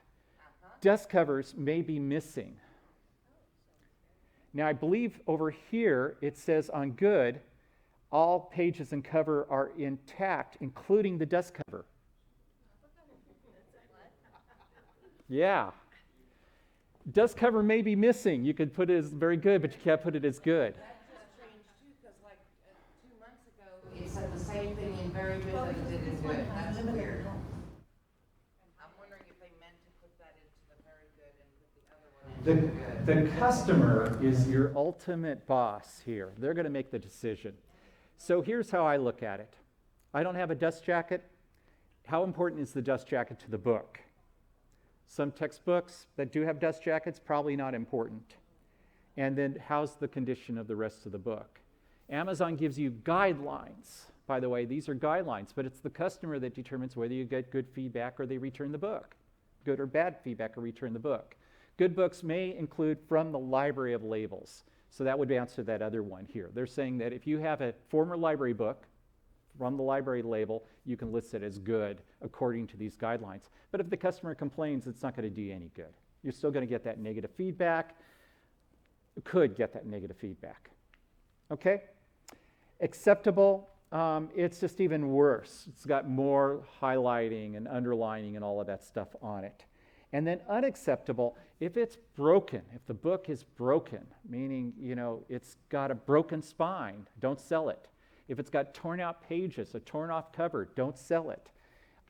Missing pages, you might be able to get away with a couple of missing pages in a child's workbook, but I don't know that I would risk that. We do not permit the sale of advanced reading copies. For a while they did. Then for a while they put them into collectible books, and I don't think they're allowed in collectible books, which I have never sold. I'm not approved for collectible. I've never tried to be approved for collectible. They're both sold on the same product page. What difference does it make there?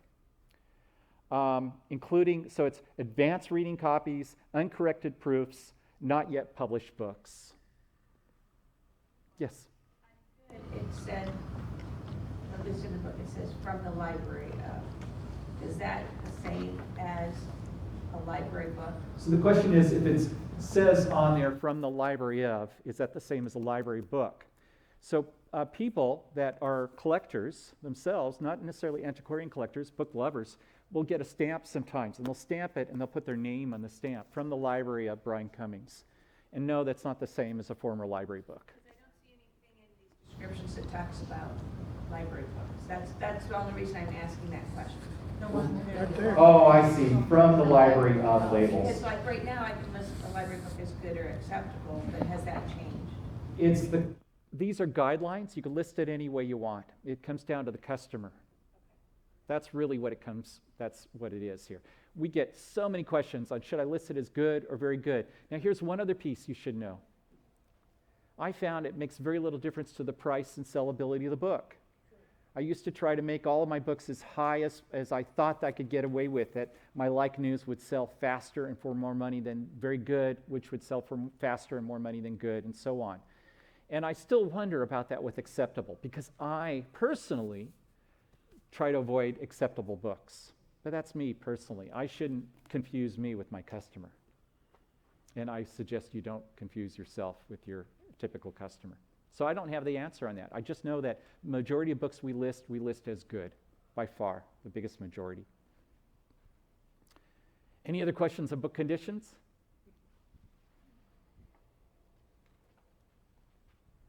We're going to stop for a break now and then come back for an exercise. Okay, so it is 10:30. Let's be back and ready to go at 10:45, please. I'll be giving instructions, so you need to hear those instructions at 10:45. Okay? Thank you. Oh, yeah. Fill out your, thank you, Clark. Fill out your menu. If you want to eat here for lunch, fill that out and leave it right on the corners of these desks would be fine. We're going to come by and collect them. Thank you, Clark.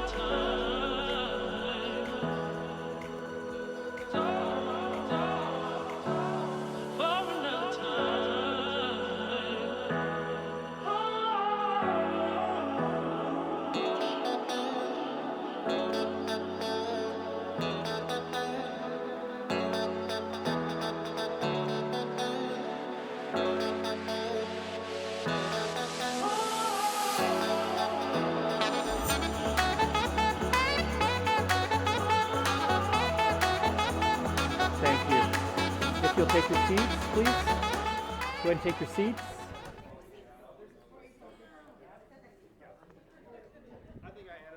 What did I heard? Sit down. Sit down.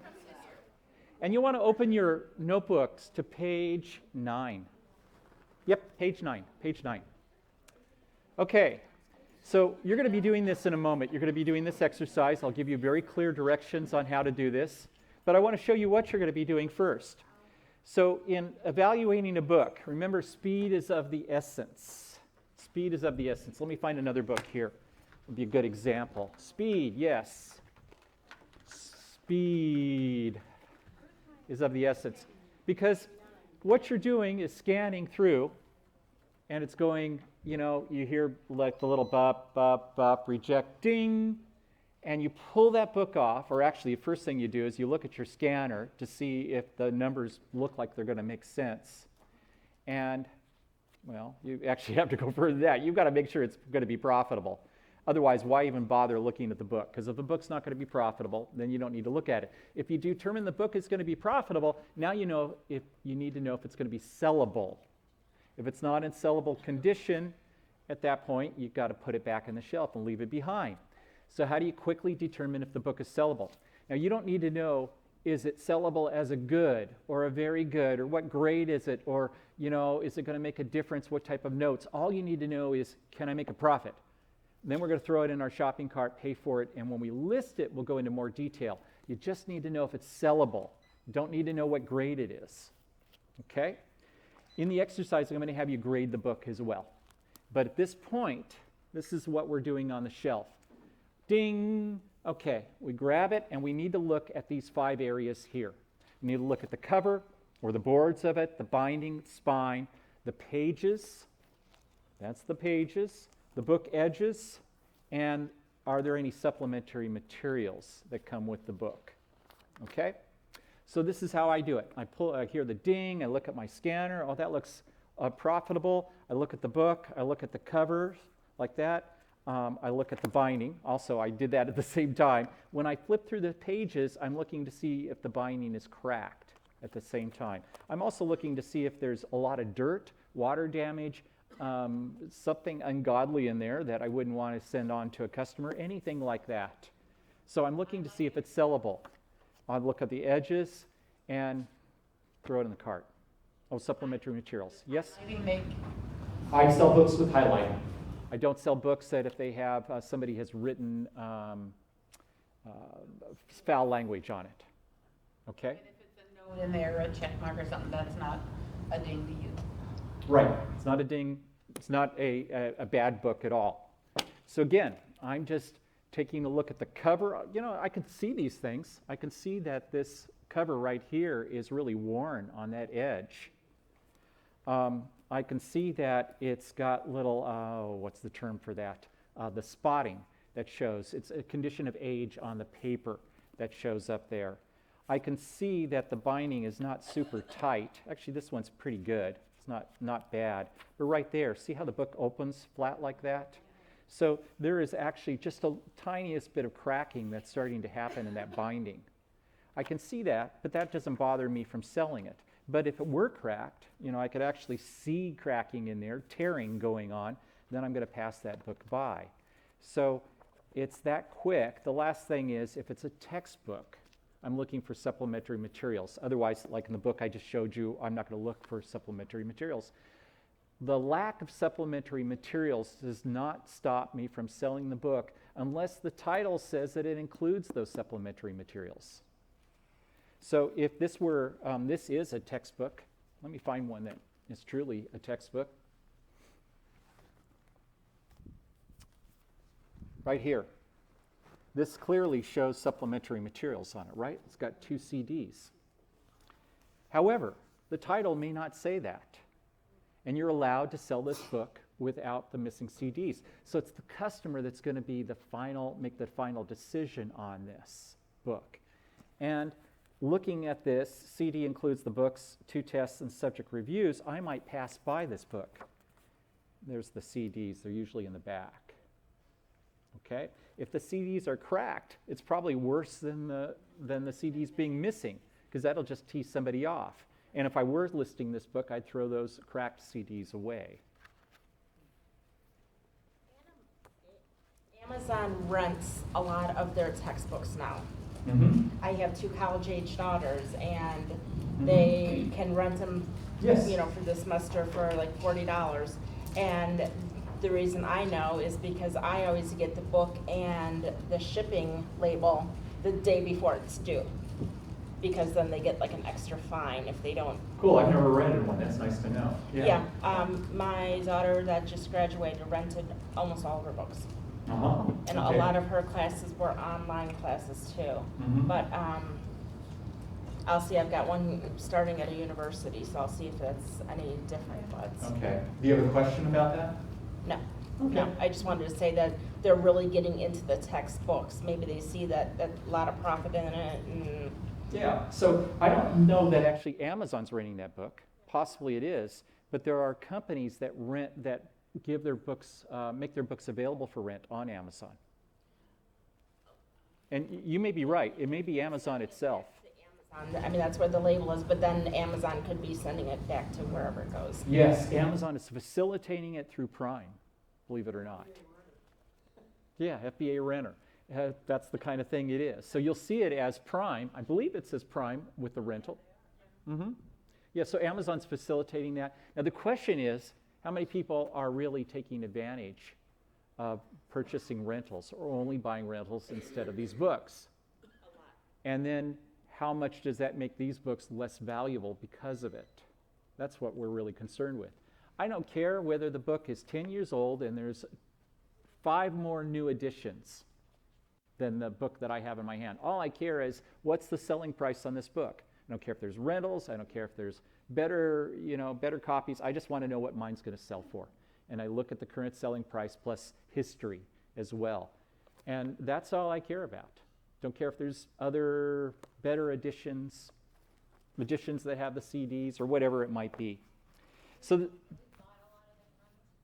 you bought a lot of the rentals? Yeah, and are putting them on for. And then reselling them? Yeah. So where did you buy the rentals from? We're not buying the actual rental. One we're putting on, we see rentals available, and then we're looking at the other FBA. Yes. I've done some of those too. Mm-hmm. Did I hear you say that you would walk away from that book if it didn't have supplemental materials? Okay, there's a value decision. The question is, would I not list this book if it didn't have the supplemental materials, the CDs? If the title said it included the CDs, I'm going to walk away.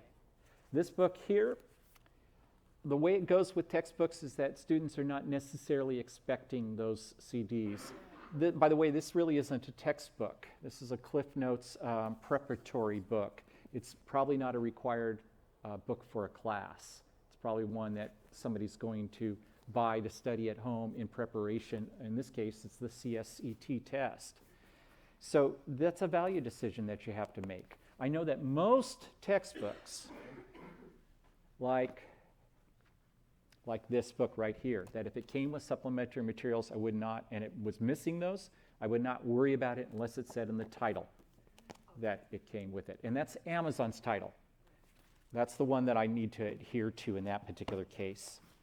Because customers will say, it says it came with a textbook, or it came with supplementary materials. Could we add a listing of our own that says without the CDs? You better. Oh, yeah. And if it's I was highly gonna sell recommended. it, right. Well, you Yes. can sell on that same listing though, and just put it doesn't include the materials. That's exactly right. You can say it doesn't include So the you don't materials. have to create Okay. your own listing. So for the purpose of this exercise that you're going to be doing right now, I want you to also determine the grade of the book. And remember, there aren't any right answers here, correct? You don't have to go by Amazon's guidelines. You have to go by what you think the customer is going to choose. And who gets to be right? Who, in this little examination, this test that we're going to do, who gets to be right in this? Yes, but the thing is, I'm pairing you with somebody else, so you both have to be right. Okay, so here, this is how it's going to go. You have the page number 9, which has, I think, that detail right there. Is that correct on page number 9? Yes. Okay, so you're looking to see if the book is clean or dirty. If it's a filthy book, you're going to pass it by. right? Who wants to sell a filthy book? Are all the pages intact? Are the corner pages folded? Not that it matters that much, but if it gets to the point where it's so bad, you're probably going to pass it by. If your customer is going to say, this is a piece of junk, then and complain about it, you're going to pass it by. Is the cover torn? A creased cover probably doesn't matter so much. Is the dust jacket present? Spine loose, creased, cocked, water damage. Let me explain what water damage is versus a moisture wrinkle. Water damage is when your book looks like it's had a little bit of coffee on it, or maybe somebody took a coffee cup or a Coke can, and you can see the ring, and it's like the page is damaged in that way. Now, it's readable. Moisture wrinkle is where there's just this faint wrinkle from humidity in the book. It probably hasn't actually had water on it, although it may have had water on it. There's a difference, and you have to decide whether your customer is going to complain about it or not. Does it have any markings? Well, we sell books with markings, but are they defame, or what's the word for that? Defamatory? I don't know. You know, swear words or something. Is it a former library book? Not that you can't sell that. Is it advanced reader's copy, which you shouldn't be selling, although some people do. Instructor's edition, you should probably say instructor's edition. And then if that's the case, are you listing it? Because there are instructor's editions that are listed on Amazon, and you can list under those listings. Are all the supplementary materials present? So if you're at home doing this exercise, you're going to go to your books at home. I hope you have some books at home, and you're just going to look through them. And you're going to have in your workbook manual that you should have at home. It's in your back office. If not, you can get it. You'll have this slide, or you can just look on the screen. You'll be probably seeing this, and go through your books and see if you can make a decision of what the grade is. If you have questions about those books, I know we can't see them, but you can at least type in obvious questions into the chat box. For you here, you're going to pair up with somebody. Just pair up with one other person. It's okay if you're in 3, but I prefer just 2s. If you don't have a partner, we'll match you with a partner. And if you want to bring a little notebook, and any book that you cannot agree upon to the condition, that the 2 of you look at this and you say, no, that's acceptable. No, it's good. We could sell it. No, that's acceptable. We could sell it as good. You can't come to an agreement. Then you're going to write down the title of that book. And then we're going to talk about it afterwards. Okay? No, you don't need your scanners for this. Just one of you needs a little notepad to write down the name of the book. You can take a picture of the book. Just know where it is, whatever it is. Remember the name of the book. That's all it is. But you're going to pair off. So everybody get a partner? Get a partner? Get a partner? Does anybody not have a partner? If you don't have a partner, raise your hand. You don't have a partner? No. Okay. If you don't have a partner, raise your hand.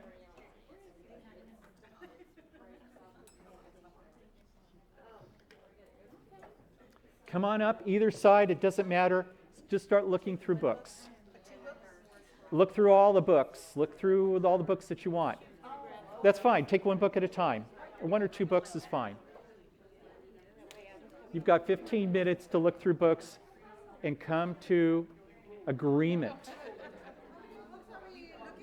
All the books you can in 15 minutes. You're going to come to an agreement.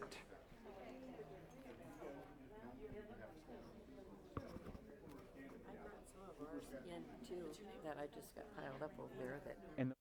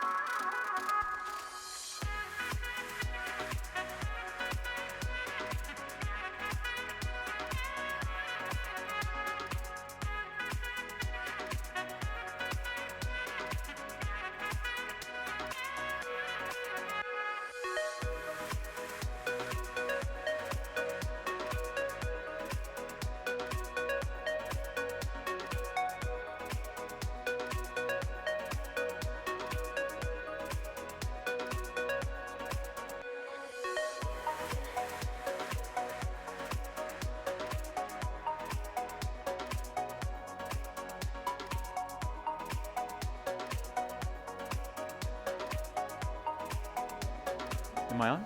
Yeah. All right. Last book. Last book. Come to agreement on, or not, on that last book. All right. Last book. And by the way, if there's a book there, well, you've noted the title. I'm going to grab it. You can bring it to me. If there's a book you can't agree upon, you can bring it to me. By the way, you agreed on all of yours? Great. If you haven't, go ahead and bring it to me.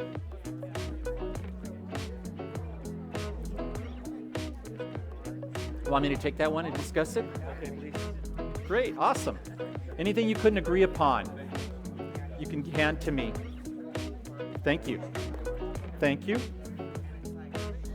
Anything you couldn't agree upon, you can hand to me. Awesome.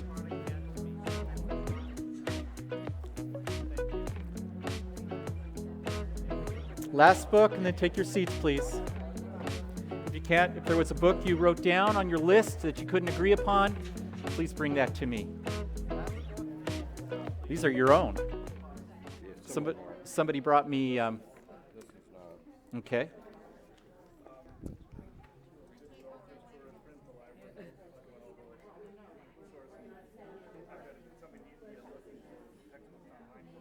Okay, take your seats, please. Thank you.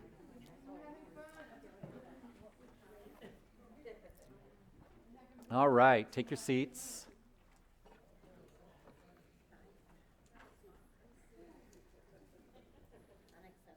If you and your partner agreed on everything, raise your hand. About half the room. No, not quite half the room. That's really too bad. It's those that didn't agree, now we've got something to really talk about here. Okay, so I've got some, was that exercise hard for anybody? That's pretty easy. If there's anybody at home that has questions, please type them in. So you brought me a stack of books here. Who couldn't agree on this book? Why not? Well, there's an assessment that goes along with that book, and it's a one-time use assessment, and that code is no longer valid. So what did you two say? I said if you wanted to read it, you could. I said you wouldn't be able to take the assessment unless you bought it. Okay. So the comment here is that this book comes with a code for an online assessment. And those of you that are EMP members probably recognize this book here because it's part of our EMP course. And yes, there is a one-time use code, and it is definitely missing from this book.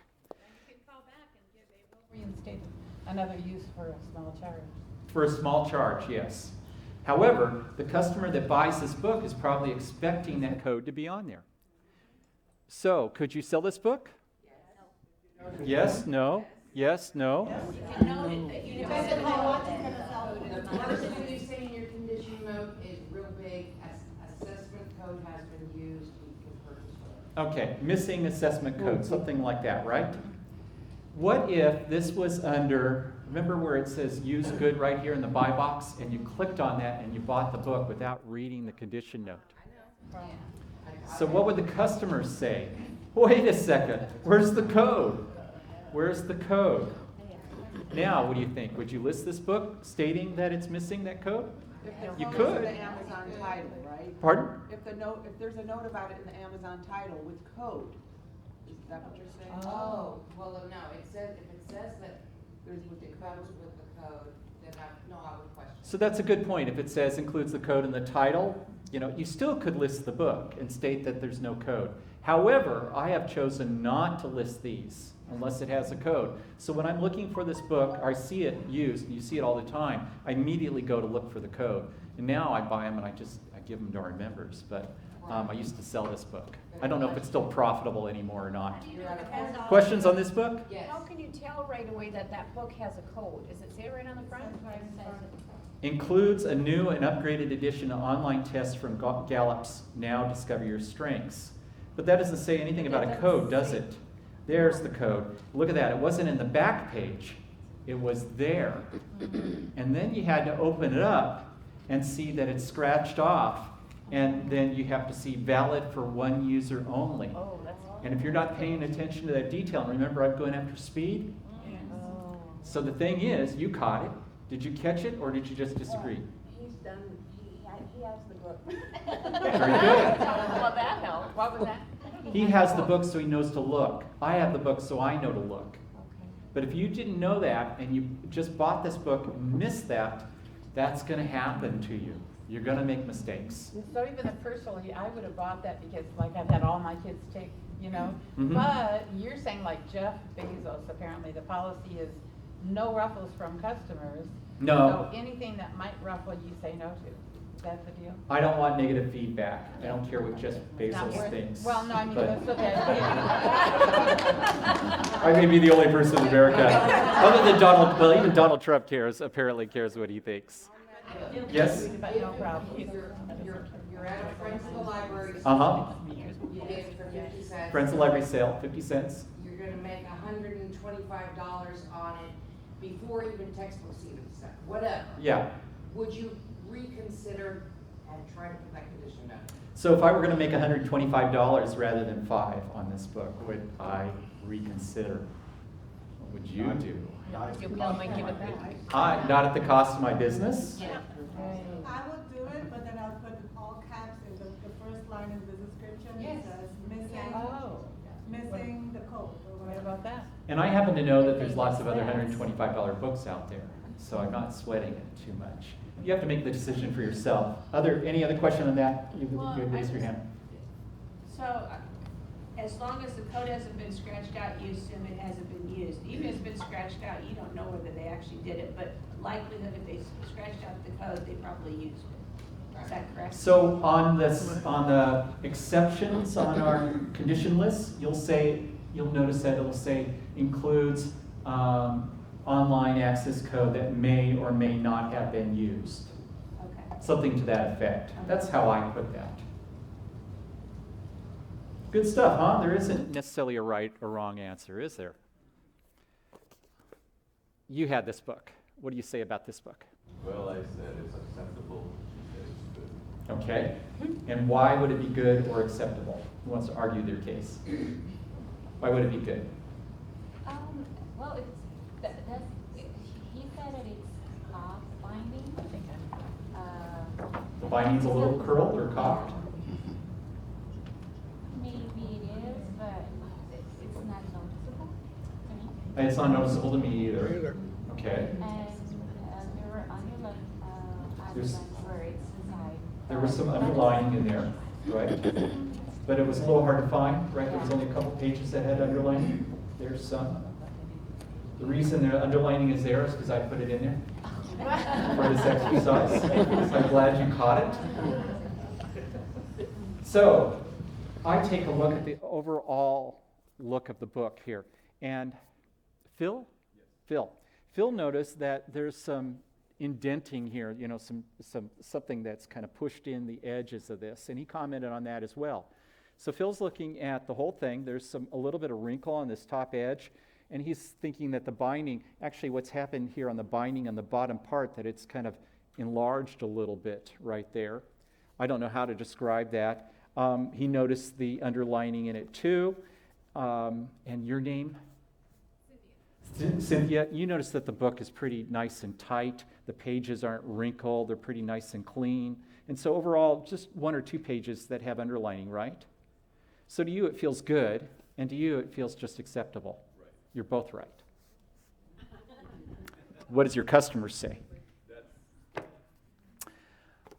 I'd probably put this as good if it were me, but if it had a couple more pages with underlining on it, I probably would have just gone acceptable.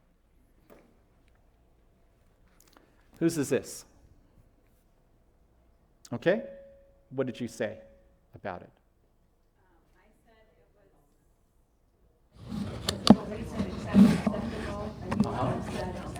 And why? Because it's too practical.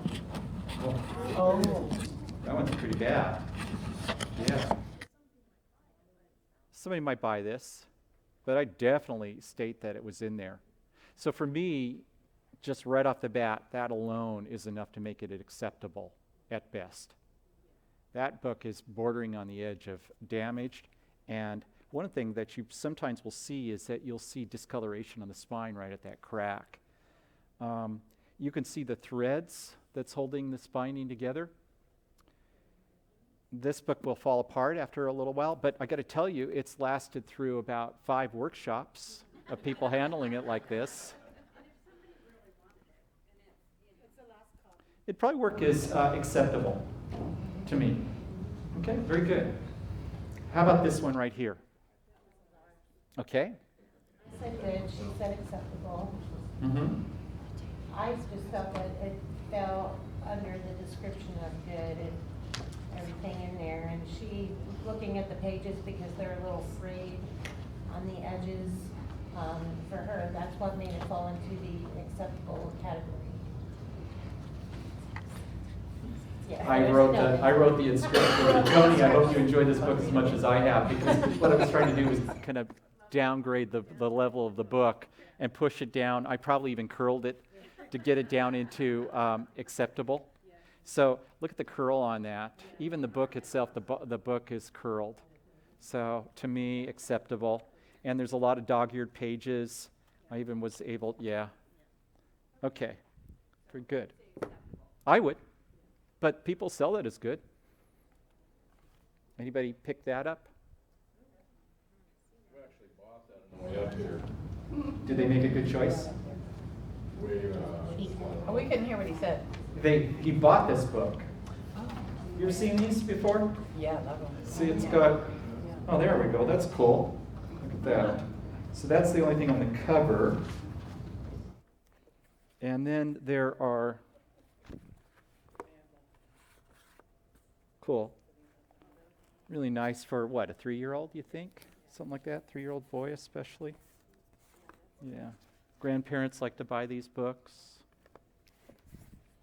Okay. Are any of the pieces broken? That's what I always look at. Are any of the pieces missing or broken? So, and just offhand, I didn't see any. So what do you think? Good. It's kind of worn a little bit, isn't it? Yeah, if it weren't so worn, then maybe very good. Okay, awesome. Did you come to a disagreement on that? Very good. Okay. It was the wear overall on the book that to me it looked kind of a little aged, like it's had quite a bit of handling. And where you see that, especially is on the spine right there. So the wear, the amount of wear to me places this in good. Yeah, it's not great condition. This is good. If I wanted to give that as a gift, I'd probably pass it by. But a very good book, even though it's not like new, I might be willing to give as a gift.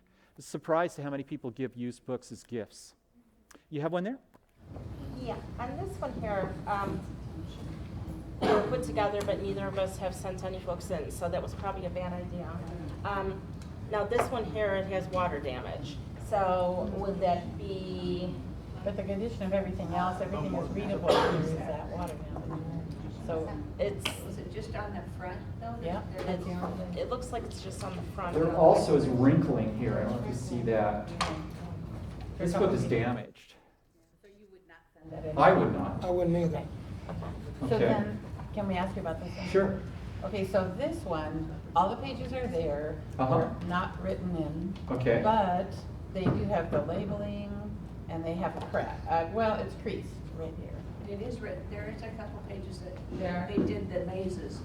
Oh, okay. Oh, we must not have seen that. But for a kid's book, it's in pretty good shape. Okay, for a kid's book, it's in pretty good shape. What would you say? Good?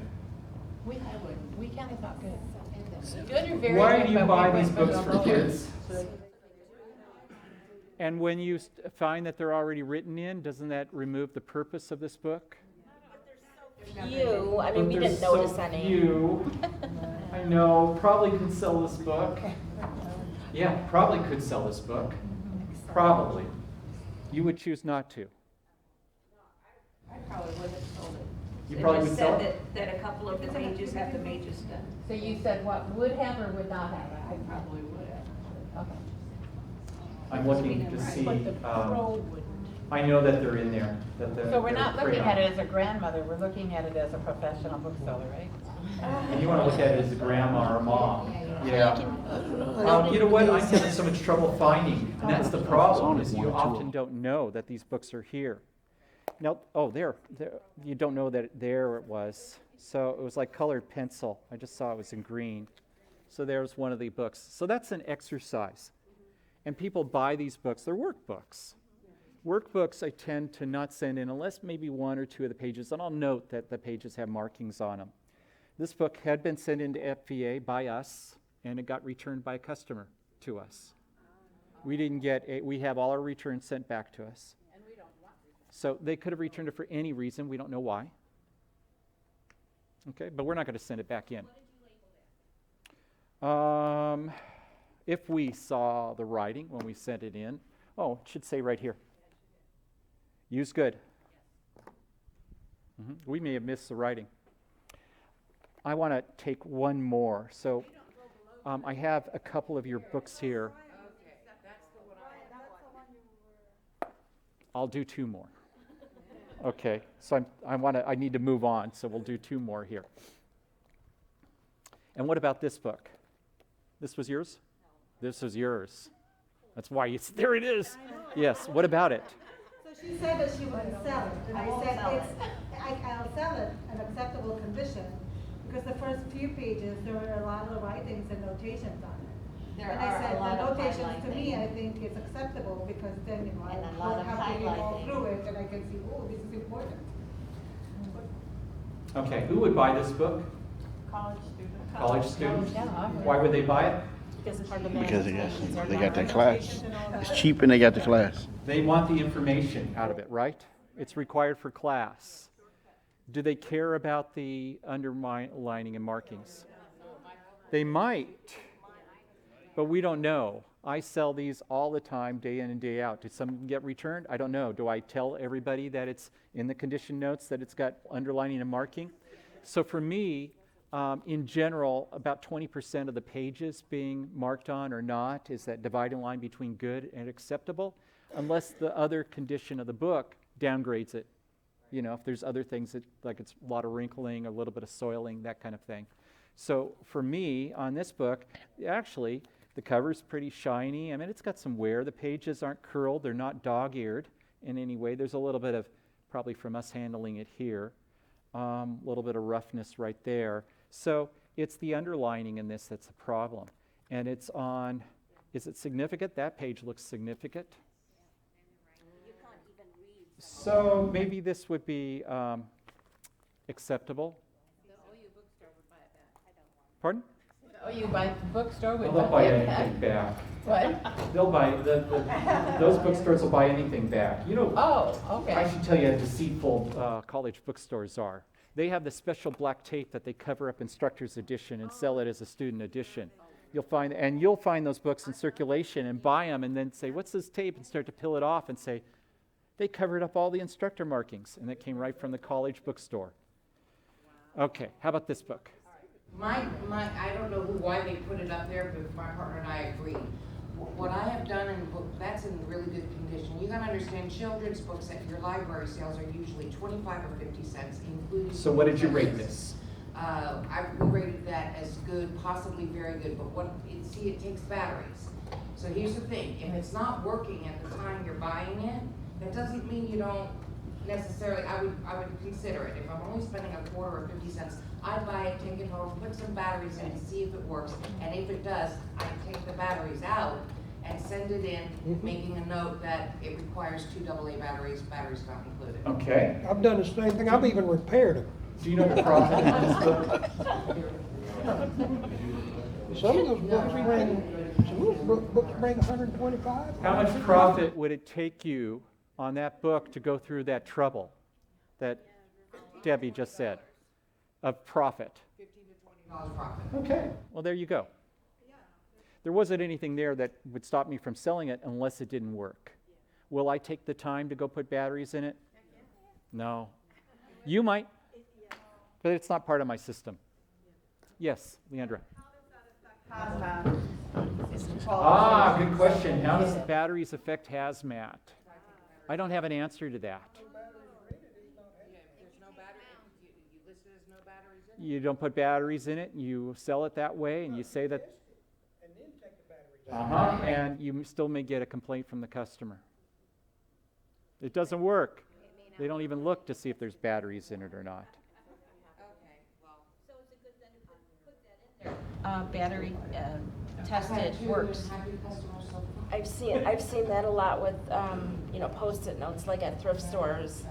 Like I saw a Tickle Me Elmo, something that my kids had when they were little. Mhm. Don't see 'em anywhere, but I'm sure it's covered in baby slobber and stuff. But there was a note on there, tested. Tested. Right, but and, listed and it, worked, batteries removed. Yeah, but the But customers listen- on Amazon don't always get to see those wonderful notes that you see on the store. Anyway, Answer. it's up to you to decide that and what's worth your time and risk in doing that. And the decision I've made in my business is to focus on books that I don't have to do extra work with. That's me. Okay? Were there any, okay, there's a question from home? Yeah. Yeah, so kind of a three-part question. How do autographs by the author work? Do they affect quality? Is it worth more because they're autographed by the author? What if it's a personalized autograph? And what if it has like the previous owner's name, address, phone number written in the cover? Okay. So the way I handle this in the condition note is to say gift inscription on the inside cover or inscribed by or signed by author. So those are what I'm going to put on there. Does anybody care? Well, they might. They might care that great, it's signed by the author, I'm going to pay more. They might say, I don't want any inscription at all. We don't know that. Antiquarian or book collectors don't necessarily go to Amazon to buy books where they're signed by authors. I think most people don't really care, but I will note it. That's really my answer on that. I don't sell collectible books. Do I sell books that are signed by the author? Yes. But who decides whether it's collectible or not? The customer does. The collector. Are they buying it because it's a collector's book? Were there? I know. Yes, there's another one. Is it because man, I can sign John Grisham just as easily as anybody else can. Okay, good note. On these three, was there any comments on anything? Any burning question on these three? Just like on that spiral one, if you're not sure if there's something missing in it, just because it looks like they might all be there, would you pass it up? Okay. You'll find this with cards because you'll get flashcards decks too. On flashcard decks, I'll kind of flip through and see if they're there. And lots of times they've never been used, so you just kind of flip through them and they're numbered, and you see they're all in order. And I'm not going to count every card. If it fills up the box that comes in there, but if there's obviously missing ones, same thing here. If you can tell that there's something that's obviously missing, but I'm not going to spend my time to go through this and find it's all there. The customer probably isn't as well. So use your best judgment on these books. Yes? And would you take those little tab things out, the little stickies? I used to. Yeah. Yeah. I don't spend time with that anymore. Yeah, I just note that they're there. I think you'll find that some of these books have those labels. You know those college stickers on the back? And even the Amazon stickers. There it can be a bear to get off. I don't bother with it anymore. They're taking them off anymore. Yeah. Phooey. You can. I note that I sell them, and I note that it's got labels on it. Yes. I have some books that were in a house fire. Yes, good time. Thank you. Yes. So they're covered in soot, Mhm. and they smell like smoke, obviously. The pages are all intact and so forth, but, they're like Huckleberry Finn and Tom Sawyer and Mhm. stuff like that. So is there a way to clean those and? Fire, books that have been in fire, flood, any type of mildew, anything that causes odors create problems. So books that come from homes of smokers create problems, and we try to be aware of that. But we're not doing a sniff test on every book. So we sell books that sometimes have an odor. Oh, yes, the smell of napalm in the morning, right? So we sell books that have odor without knowing that it has an odor, and we'll get comments from people that are really upset. That's one thing that can tick people off. Wow. Books that have come from a house with fire almost always have odor to them, and unfortunately, I don't know that you could do anything about it. Now, there's some remedies out there. There's even a product that I've heard that works really great in removing odors. And it was recommended to me, and I'm sorry I don't remember the name. I've never purchased it or tried it. but you can find it on Amazon, I'm sure. I don't know the name. Ozone? Because I know ozone takes smells. Don't even know how it works. The other thing is to Google it or go to YouTube, because there are videos on how to remove odor from books, but I don't know how well it works. I'm not going to take the time to go through that, and that's the issue here for me. Okay, thank you for that question too. Scouting for books here, book categories and types. This is where you start to make your money. The rest of this here is what do you need to know to evaluate books? Now it's where do I find these books? Because the more time you spend sourcing books, the more money you make. So you walk into a thrift store, you walk into a library sale, you walk into any place where there's lots of books, where do you start? There's no rule. This is kind of my list. Notice that children's books are down at the bottom. And it's really interesting here to find that Coach Kurt and his wife specialize in children's books, and they put it up at the top of the list. So this rule right here is just that. It's just Brian's guidelines, Brian rules. I like textbooks, so of course I'm going to have them at the top. And then science and math books. Why? Because they have unique information in it, and people that are buying books for information are often willing to spend more for those books. Recent edition, profitable. So books that are still profitable are the ones that I'm choosing. So I'm sorry. So it's not necessarily the age. Not necessarily the age. Not necessarily age, yes. Debbie. Thank you. So with a recent edition textbook, it's got to be profitable. You'll find that the more often that books are new editions are made, that the older editions are devalued. Are they still worth money? Sometimes yes. So let's say that the last edition was 10 years ago. Typically on a textbook, I'm looking in the last 7 years. It just is kind of a rule of thumb. But that book that was this last edition might have been 10 years ago. That'll be fine with me. True in the medical field. Yeah. Yes. Yes. And even though medicine and science changes so rapidly. Science and math, cookbooks. Now the kind of cookbooks are usually, even cordon bleu. Even cordon bleu books aren't worth what they used to be. Why? Because they publish so many of them.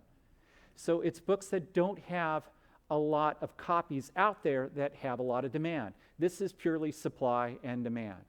There's a great demand for a book, a small supply for the book, it's going to push up the price. So Rush Limbaugh books. Who's the other? All those political guys? Now, even Trump's books did not rise in value with the exception of one. And it popped up for a short period of time when he announced for president, and then it fell down. So why? Because there's so many of those books out there. And that's really what it comes.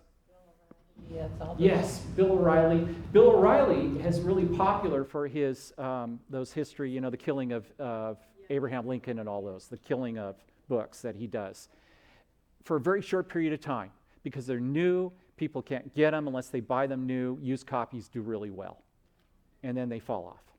The best out of the history category, the best I've found, the most often and most profitable, deal with World War II and Hitler and the Third Reich and all of that. I've found more books out of history that based on that have been profitable. Yeah, me too. I love military history. Yeah. Military history out there that's not worth the paper it's written on. Yes. It's just specific things because it's desirable by collectors. There's just more demand for it. Supply and demand. Your scanner tells you? Yes, that's the ultimate thing, it's your scanner. So what you get is in the skill of identifying these unusual books. So like this fine decorative wood boxes. Now at the time I scanned this was going for, well, look at that. There's a new at $81 and a used at $160. Anyway, who knows why, but still I probably would have priced this around $75 or something like that. The lowest merchant fulfilled was $31. no, I wouldn't have priced it that high because of that sales rank. The average sales rank is 1.86 million. So even here, I'm taking different factors in consideration of how pricing. We'll get into that. But this is a unusual book that would be somebody that wanted to know how to design those books, if they collected those books. It's got unique information in it. I never looked for science fiction until I stumbled across a book like this. Have you ever heard of Ian M. Banks? Anybody read Ian M. Banks? You've seen it? Well, now after this book, look at the prices on it, 77, 137 FBA. Now I look for Ian F. Banks. So I've gained the skill of looking for this particular science fiction. This one turned me on to other science fiction. And what I found is that some science fiction hardbacks are collectible and softbacks typically are not. So I'm looking for, how about Isaac Asimov, who wrote many of his hardbacks will be profitable, both the science and the science fiction. No. Well, there's exceptions. I've seen Isaac Asimov softbound, and it was selling for 100 and something. There you go. See? So there are exceptions to all that. Yes? There's a book in my town back in the early 70s. There was a serial killer. He killed like 13 people, and it's called Legally Sane. And, people have been buying them at garage sales for, 25 cents, and they're going for over $800 now. So if you guys ever see a book called Legally Sane, you'd be insane not to buy it. Buy it and then send it to me. I do want to read it because, it's talking about, people Would my you read parents' it or would age. you sell it? Yeah, my read it first. Yeah, I'll read it. Yes. Better read it fast. Read it fast and sell it. Okay. So where do you find these books? This is kind of the order that I tend to find my profitable books. This is where I spend my time. Thrift stores are at the top of the list. Now believe me, I would go to Friends of the Library book sales first over a thrift store, but they're not open every day. Thrift stores are, and I'm looking for chain thrift stores that have high volume of donations, because those thrift stores that are mom and pops, they don't get very many books. One book scout like me comes in there, and I've got all the books that, it's going to be weeks before they resupply with a significant number of books.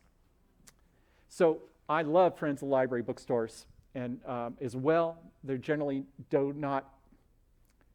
these work, but there's just not as many of them as there are with thrift stores, and but they probably get quite a few donations as well. Yard and estate sales. You can go out all day and strike out on yard sales.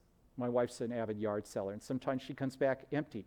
But other times you hit somebody and see the other book scouts haven't gotten to them. Where here, 80% of your books are going to be those, $5 profit books. At yard sales, you can sometimes find great killer books. So that's why I enjoy doing it. If you like going to yard sales, I would say definitely bring your scanner. Church and school fundraiser sales. Church are generally better than school. Why? What do you donate to your kids' third grade school? Anything, right? What do you donate to your church? Everything that'll make you look good. Makes you look good. Swap meets and flea markets. The problem here is that many of those are outdoors, and a lot of the books are weathered.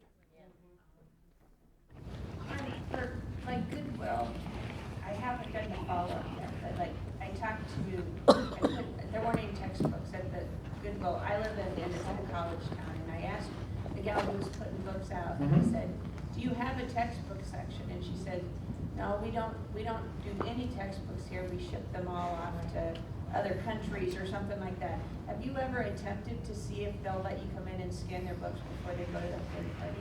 So the question is, at a thrift store or any other source of books, have I ever attempted to ask them, will you let me scan your books before you dispose of them, send them off? Because it's not just Goodwills. It can be any place like that. It could be libraries. Yes, I ask. Definitely. I try to form relationships. And somebody, Stephen Knight in our community, you'll see him post a lot. He works he donates time or works as an employee. And somebody else was just saying that they got a relationship with their Friends of the Library group or their library, and now they're going in and they get first dibs at everything. That's SCORE. Debbie? Because I always check where I'm at, just so you guys know, Bloomington has a church, Lutheran church, that yesterday and today is having a huge book sale. I saw that on the website, on the Anybody Friends get Library. there? No, but I'd love to. Bummer, yeah. It ends at 2 o'clock today, but it's $5 a bag. That was Go very lunch. Jim? I'd like to say one thing about Goodwills. You Uh-huh. may or may not hear that Goodwill also puts books on Amazon, okay? But the people that scan them don't have a clue what they're doing. Right. So I said that to say this. They haven't got all the good books and sent them to Amazon. You can go to Goodwill and find some good profitable books. Yep. Yeah. Is this the thing though where it was in a book or whatever that Goodwill has their whole own program? Yes, it's in the book, and it depends upon the Goodwill system. So like all of the Oregon Goodwills are one system. In California, it's split between Northern and Southern California, and not all Goodwills are included in their system. Some of the Goodwills are independent. The Reno Goodwills are included with the Northern California Goodwills. They all have their own systems of how they handle this. Okay? So your Goodwill could be totally different. Goodwill outlet stores that are in our area. Yes. Even though you wouldn't expect it because it's supposed to be all the price, you know, but it's not. I mean, there's some really good books. There's booksellers that just hang out all day long. They'll see the same dude every day, or the same, lady there every day, waiting for those big, huge, long carts to come out, those bins full of books, and they just throw them like, if you love books, you'll be insulted. Renee? You pay by the weight, right? Yeah. Is it- Yeah, You pay by it's the by weight. the in those? pound. Yeah. Yes. They don't At charge Goodwill? as much Yeah, for at the Goodwill outlets. They don't charge as much for the books, as far as weight's concerned, as the other things that they have. So it really is beneficial, and then, they have discounts for different things. Debbie? The discounts I'm picking up on Goodwills, if you're over 55, I think it is, they automatically give you a discount. Yeah. Yeah, so there's senior discounts. Just know that all these stores, Savers has a punch card. They all have their own programs, and they're on that particular store, because you might find that the next store town over has a different system. So you've got to ask. The key here is ask. Form relationships. Find out who puts out the book, what time they roll out the cart. If they roll out a cart once a day with 1,000 books on it, hustle. Get your butt there at the time that the cart's going to come out. You're going to make a lot of money. That's what I've really done. So I bring brownies when I know that the book processor likes brownies. Yes, question? Yes. On the food and wine cookbooks, do you find that authors that are not living anymore might be more popular, like Julia Child books or Anthony Bourdain or anything? No influence one way or the other on that? They don't have to die. Okay. Prices to go up. Isn't that nice? Sometimes that has an influence on other products. Isn't it a shame that an author has to die for their books to finally be worthwhile? The publisher's just waiting. Won't they kick off? I'm sorry. Go ahead. And trendy books in the food and wine, like keto diet's real popular right now. Would those books be, Yes, for trendy. That's a great question about trendy books. Trendy books are only trendy as long as they remain trendy. And again, it's still supply and demand. So trendy books get published in large numbers. When they first come out, they're not on the used market, on the secondary market. They're only available new. That's when those prices will be high. So even James Patterson, who has how many different books out there, when his new novel comes out, if you can find a used copy, it's probably worth money. For how long? Several months? Mm-hmm. Yeah, your scanner will tell you the story to that. Thank you. These are chains. So when you go to Google Maps right here, or Yelp, or the Thrift Shopper, I don't know if that one's still around, the thriftshopper.com, is it still around? You can look in your local area for these different stores. Look for chain stores. What I would recommend is that you go hit all the thrift stores, all of them, and hit them several times. You're going to learn a lot about it. Talk to the people there and say, how often do you bring out books? Do you get a lot of donations? When do you bring those books out? What do you do with your books? What, you send your textbooks elsewhere? How do you like send them once a week? Could I come in the day before and go through them? Bring them a brownie? a gift card, whatever it takes. Yep, whatever it takes.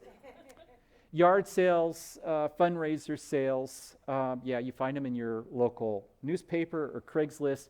And the this GSALR app isn't what it used to be. Garage sales, and I can't remember what the letters stand for. But what we like is the yard sale treasure map.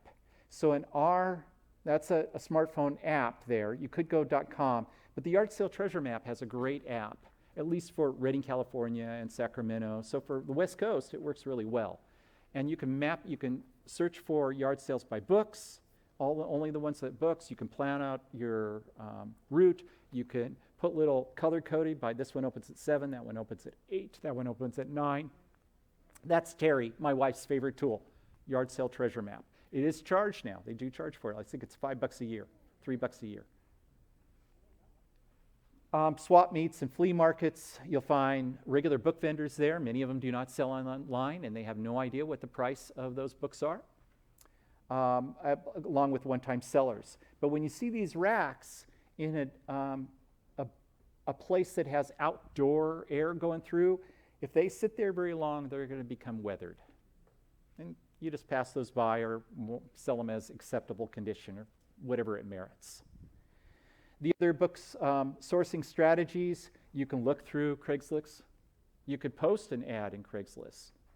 You can talk to college professors and get their, they have not only instructor's editions that you may or may not be able to sell, but they also have student editions too, lots of them. I've gotten many dollars of profit from college professors. Used bookstores, a lot of them do sell online. They know the value of the books. Many of them don't. Salvage books. That's a Gaylord.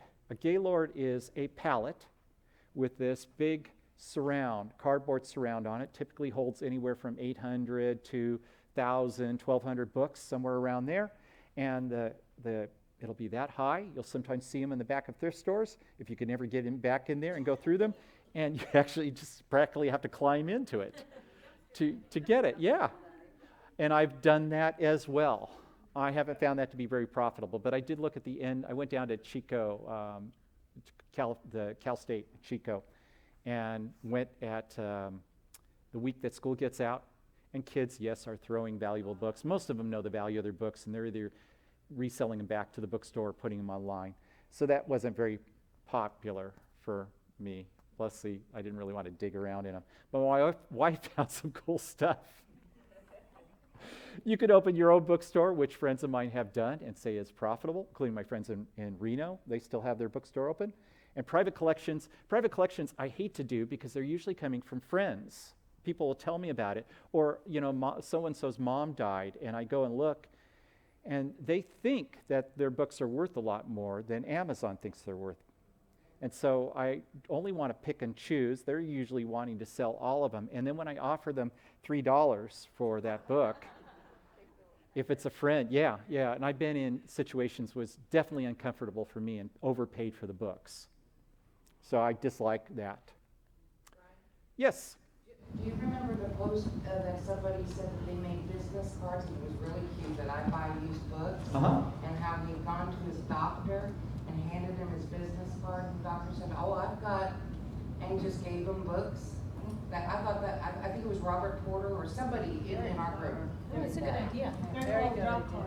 So the statement here is talk to people. You can make up a card and say, I buy used books. Now, when you tell people I'm in the profession of buying used books, they think you're going to pay more for them in general, but not always. But that doctor just gave them because you're doing them a favor. The college professors that I've gotten books from, I can't think of any that I've actually paid. They asked me to take their books. They're moving from one office to another. Renee? So let's say you post something on Craigslist, say you buy used books, and somebody's got 3 boxes. Would you just make an offer on all those 3 boxes? You're not going to necessarily go through and scan them and pick from them? So if they have lots of books, question here being, do you cherry pick through the books and buy the individual ones, or do you make an offer on all of them? It really depends. So if you're making an offer on all of them, you better have an idea of if all of those are going to be, not all of them, but I mean if you're going to end up with a lot of profit, because the majority of those books you're going to be discarding. So you also have to be concerned about the amount of time you're going to spend discarding those books and carrying them off and the weight of them and all of that. And that's really why they're given away for free, is because they don't want to have to do that. So that's the way it's been with the college professors. For the most part, I've carried off their discards for them. I did them a favor. And then I got to cherry pick through them and throw away the rest or donate the rest. We Yes? Tim? We kind of make that decision based on first visual look of the books. You know, if it's a lot of Harlequin romance novels, no. But if it's predominantly nonfiction, then yeah, we'll buy the whole batch and take out what we want, and then we'll take the rest of them to a store at home. It's called the Thrifty Peanut. It's a used bookstore, and their books are typically more expensive. But we get a credit put on our account for those books, and then when we go buy books, such as textbooks, we get them for half of what they're selling them for, and uses up that credit. That's a great idea. So, you know, it can be to your advantage to buy those, or you know, let's say they got a big box, and I'll give you $5 for that box. You know, they'll say, sure, I'll take the $5, just get it out of my house.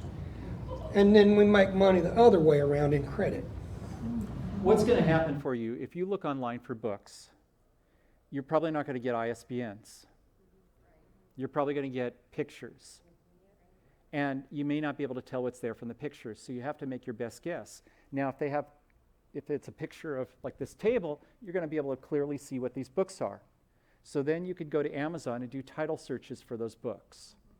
If they're spine up, you'll be able to, like they're on a bookshelf, you'll be able to see that. So when you're scoping out a collection online or yard sale or whatever, you're going to have to go to Amazon and make some determination. And to best illustrate a story, to illustrate that, is that I took all of my rejects, which look like profitable books, right?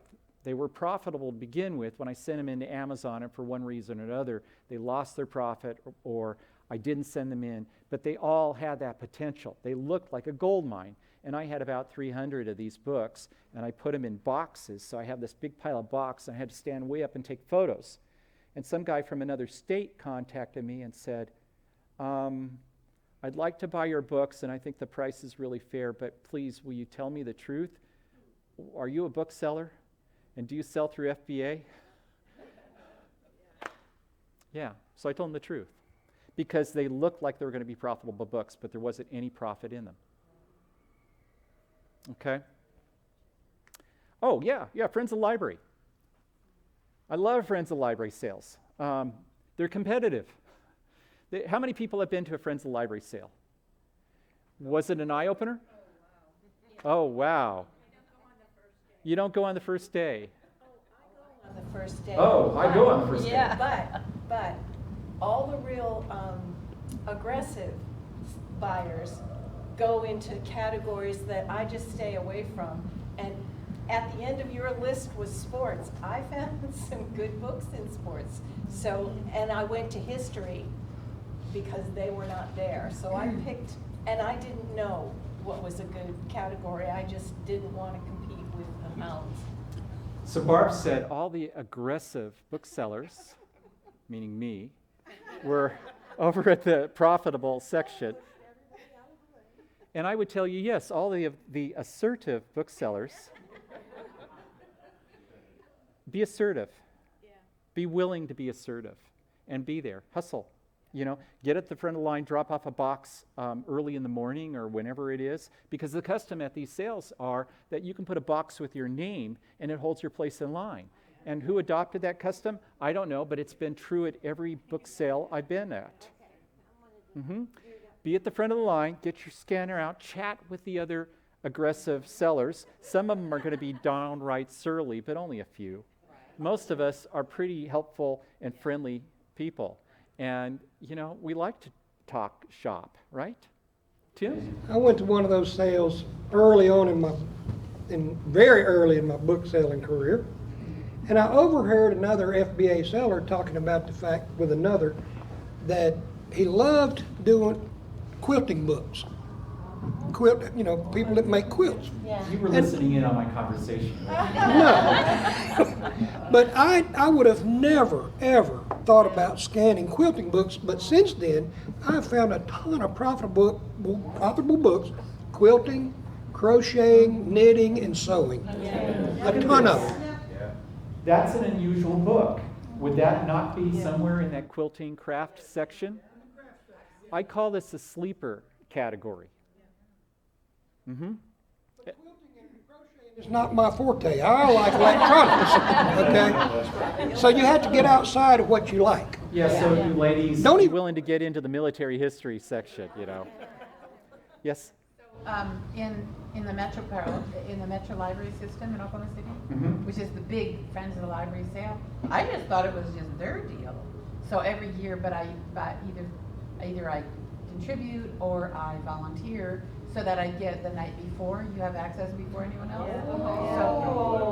So do you, is that possible to kind of connect them with all the different ones that you would be attending and try to be, because only a limited number are allowed in, and that part B of that question is, so you should have a plan of which categories, because they're all split up into categories. Okay, so part A is, do you try to get in the day before somehow by being a volunteer or paying for the Friends membership? And this part B of that answer is, once you get in, where do you go next? We'll reveal the answer to that after lunch. So it is noon. We're going to take an hour and a half for lunch. I have lots. Isn't it noon? We have, or is it 12:30? Oh, guess what? You don't have to wait for that answer. Thank you. Yesterday, I don't know when lunch was. I barely know where I'm at. You know, is this Minneapolis? So let's answer that now. That's a really great question, because how do you handle a Friends of the Library sale? And there are definite techniques. One of those is to put a box in line and be there first. Yeah, you're going to probably need boxes. Put your name on the box. So the first person to the book wins. The first person to the profitable book. So they have a Friends, most library sales have a Friends or pre-sale, members only sale, pre-sale. I'm a friend, I'm a paid friend for lots of libraries, believe me.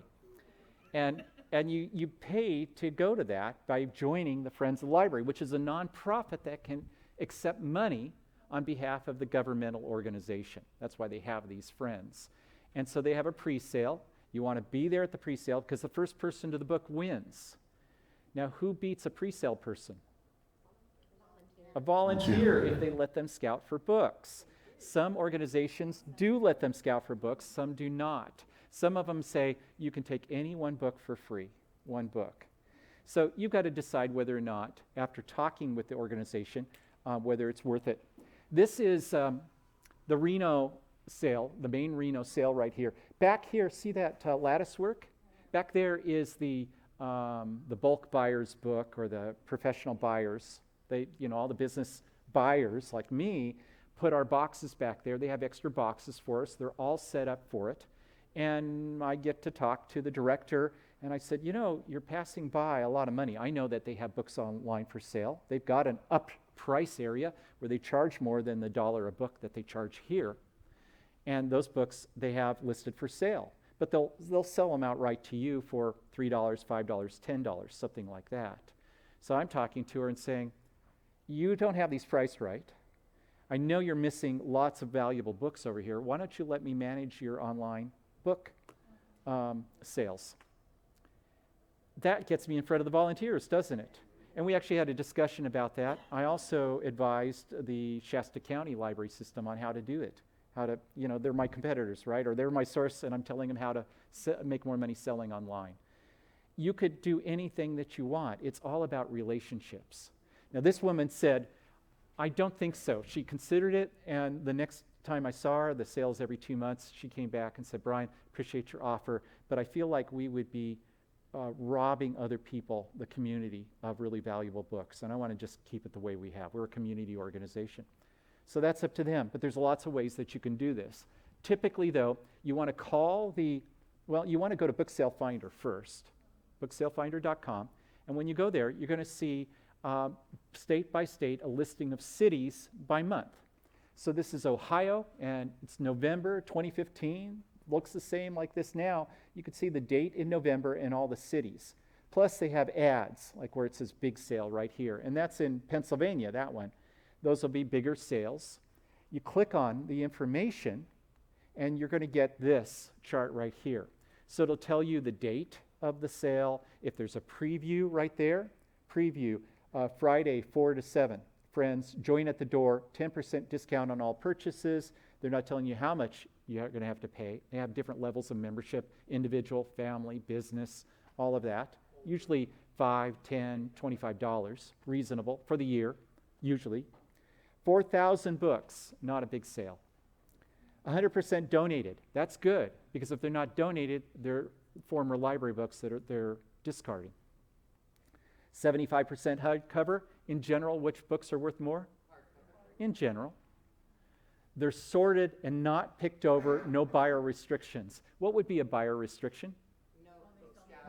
Can't scan. Can't scan specifically. Yeah, so you can't use devices. So that means you've got to go blind. If it had restrictions, but no buyer restrictions means you're good. Well, even if it said restrictions, the restrictions are usually a scanner.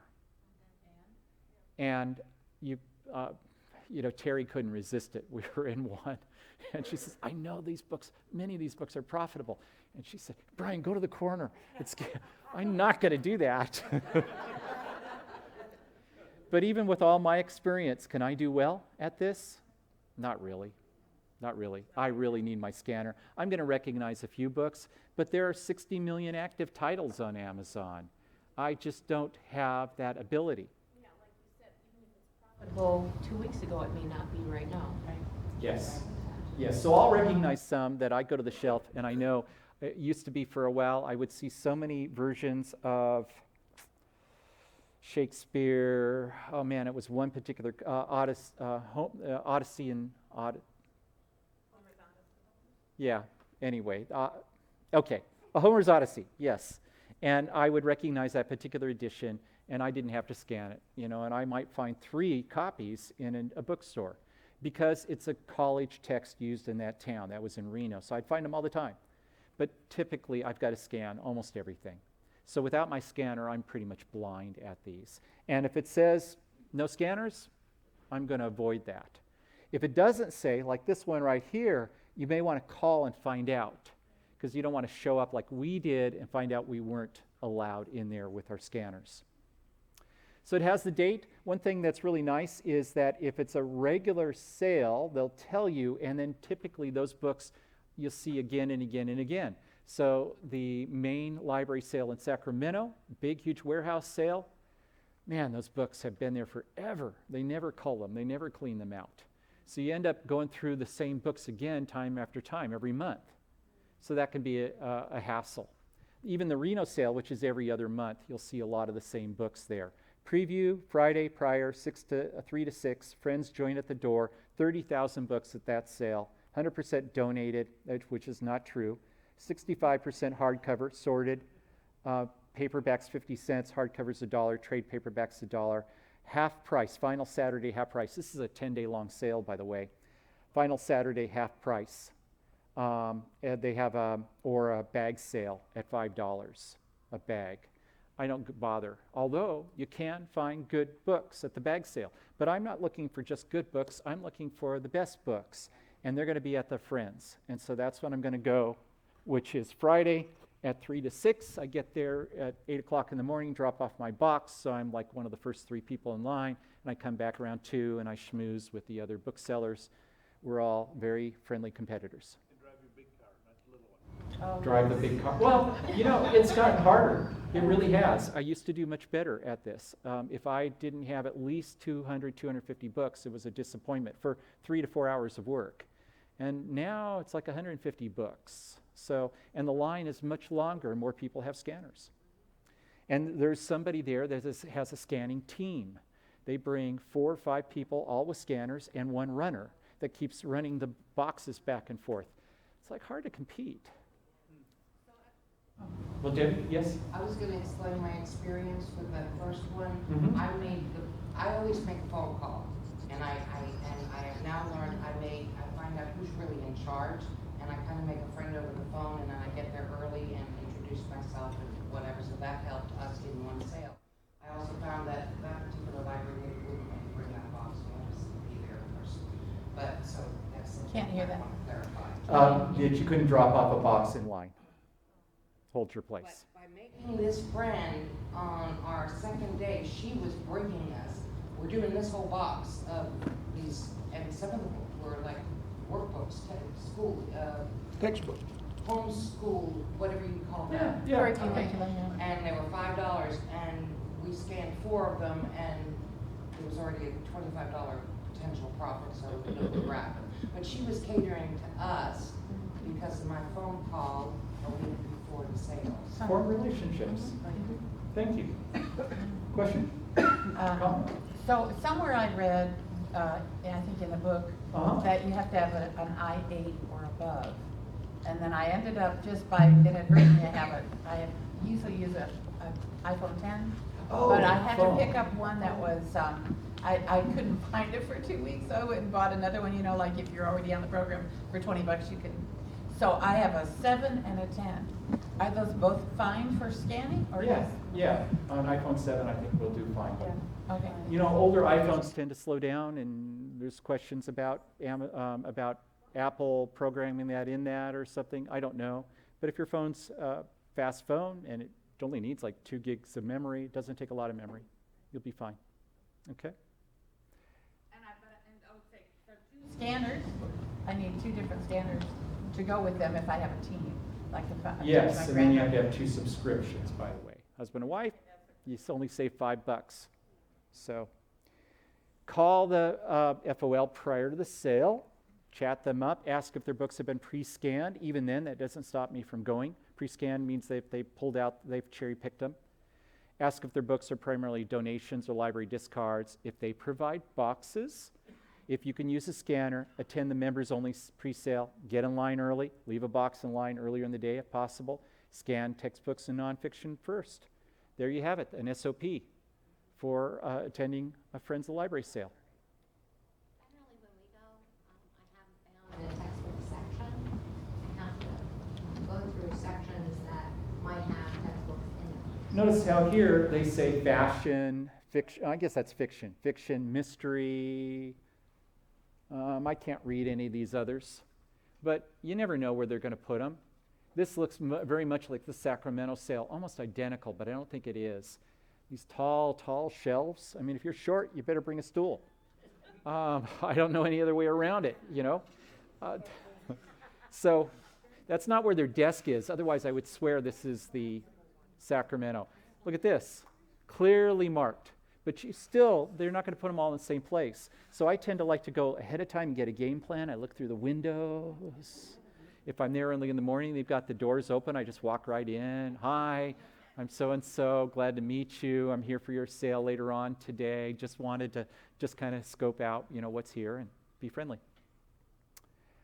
But when you form relationships, other things can happen like this. This is the office of a library, and that's my wife, Terry, smiling because we're going through all these books that they haven't had time to sort and put out on the rack. In fact, they had an upcoming sale, and they were heavily burdened in time. So we spent quite a bit of time there. This is at the Eureka sale, and during the sale, and they hadn't gotten all their books out. And by the way, we have these books that we haven't gotten out in the past 5 sales down in the vault. And you hear me tell a story about, a vault. You know, a bank vault with that big, huge wheel on the door, and the door has those big posts, those steel things, and then they pull it open, and I walked right in. And nobody had been looking at those books in a couple of years, and there was a $500 book in there that I bought for $1. Yeah, that was cool. How did they determine how much you had to pay for those books? Did they use the same prices? Yeah, as what they same normally- price. Okay. Heck, they were giving us books too that they were in the way. I don't have a picture of that. But that's the whole idea here, is that we form relationships and we're super friendly and we're likable. Just be likable. Yes? Sometimes those garage sales online, I've seen where they have a whole huge wall of them too. Online garage sales, Yeah. too. And you can, did you bid on it? I didn't go to it, no. Okay, well then you can bid online and they'll have a garage sale that you bid. It's like an online auction. And then you show up and you find out that wasn't exactly what I was expecting. But you never know. Okay, so where are we at time? 12:12. Okay, we're going to get into the numbers. I just want to plow in. Let's start with this. 4 factors in evaluating a book, evaluating the price of a book. So now you're at the sale or at the thrift store or wherever you're at, and the first thing you want to find is the net profit, right? Is this book even profitable? Because if it's only going to net you $1, it doesn't matter how great the sales rank is. But let's say it's a $50 book, and the next thing you look at is the sales rank, and it's 5 million, and one hasn't sold in 2 years. Okay, so then, great, it's profitable and low sales rank, and yet there's so many sellers. Now this is the funny thing about it. There's so many sellers that if it's profitable, that's really all you care about. It doesn't matter how many sellers there are. But if it's a textbook and you're expecting it to go up in price, if there's a lot of sellers, it's going to prevent that. It's going to push down that ability for the price to go up. More supply suppresses increased pricing. And then lastly, you've determined everything else fits. Now you look at the book condition, like we did, the exercise that we did. Can I sell this book? So the tools that we use here, there's a lot of different things on this app. And I highly recommend that you look at the user manual. How many people have been to a seller tool and look at the user manual? How many? How many? Okay, so half the room. If you bought a $400 item, $400 machine, would you read the user manual or at least go through it? A Scoutly membership is about $400 a year, somewhere around there. And you haven't looked at the user manual? So anyway, there's lots of times people ask questions and I think, you haven't looked at the user manual? You know, it's because it's clearly stated in there. So I want you to know that that's a resource because there's so much more than just all of this stuff. It is a complicated device. This is a $400 machine, this app, when you think about it. Not to mention the fact that your phone is also expensive. You need to become familiar with all of this stuff and what it means. You're talking about thousands of dollars in profit. Why don't you spend a couple of hours and really learn your tool that you use? It'll make a huge difference in your profitability. The ones that we primarily use for this class, though, it's not so complicated. I already went through those there. We're looking at the image, the sales rank, the lowest FBA price, and I'll show you how to use the Keepa chart. We look at our profit. We look at the weight, because a heavy book will explain why there isn't that much profit. Even then, you don't have to because it's tied into the net profit there. In addition to the sales rank, you also get to look at the days with sales. So you could use either tool for that.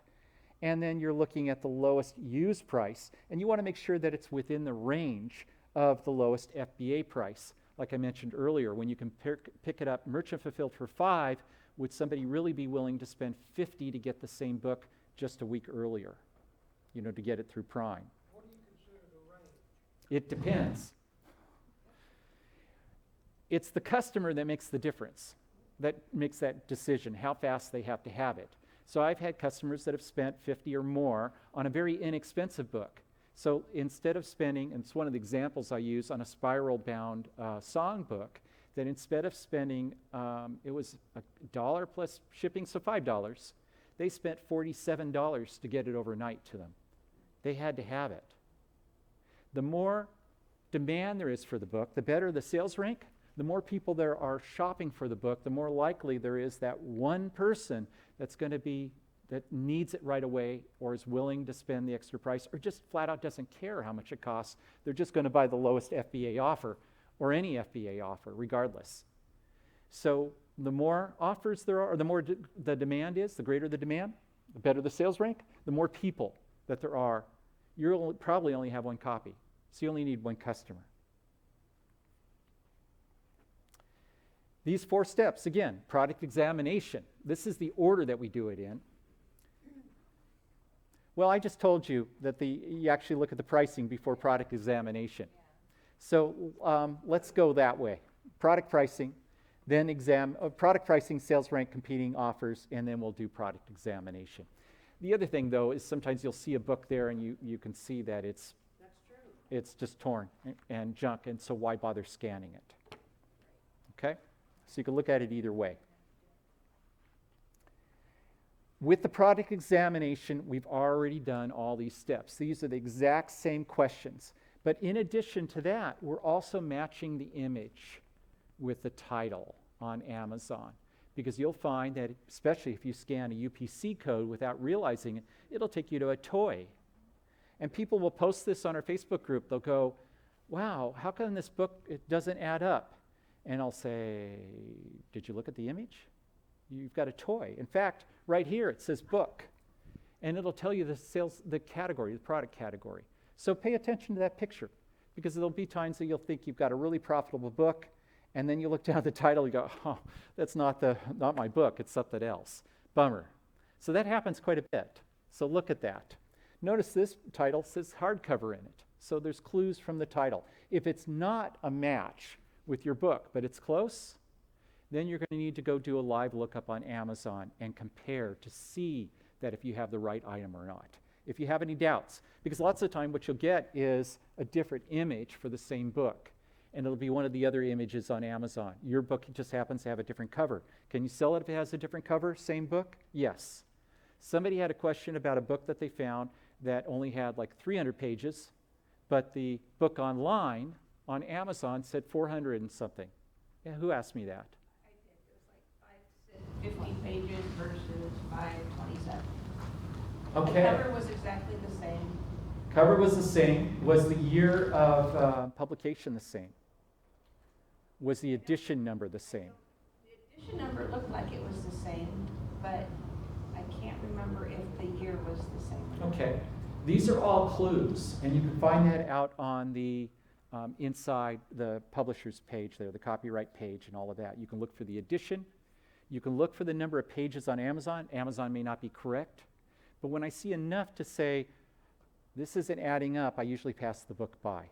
But like when you're doing your initial scanning though, and it looks like a good buy, the picture looks the exact same, do you, before you put it in your cart, do you go and look at what the date of it is or anything? So that's something you're only going to find when you go to list it. If I have a match here, I just move on. I'm going to take it.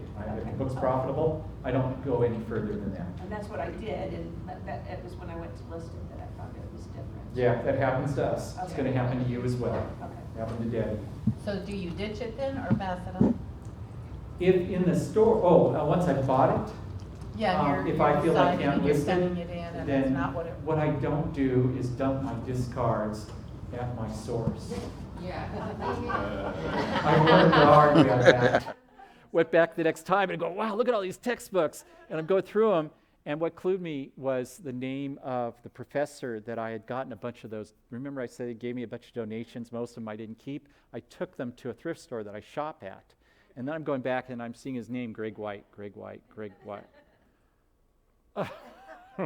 Oh, so I don't, there's a term for that about. Don't do your business where you eat. Thank you. Okay.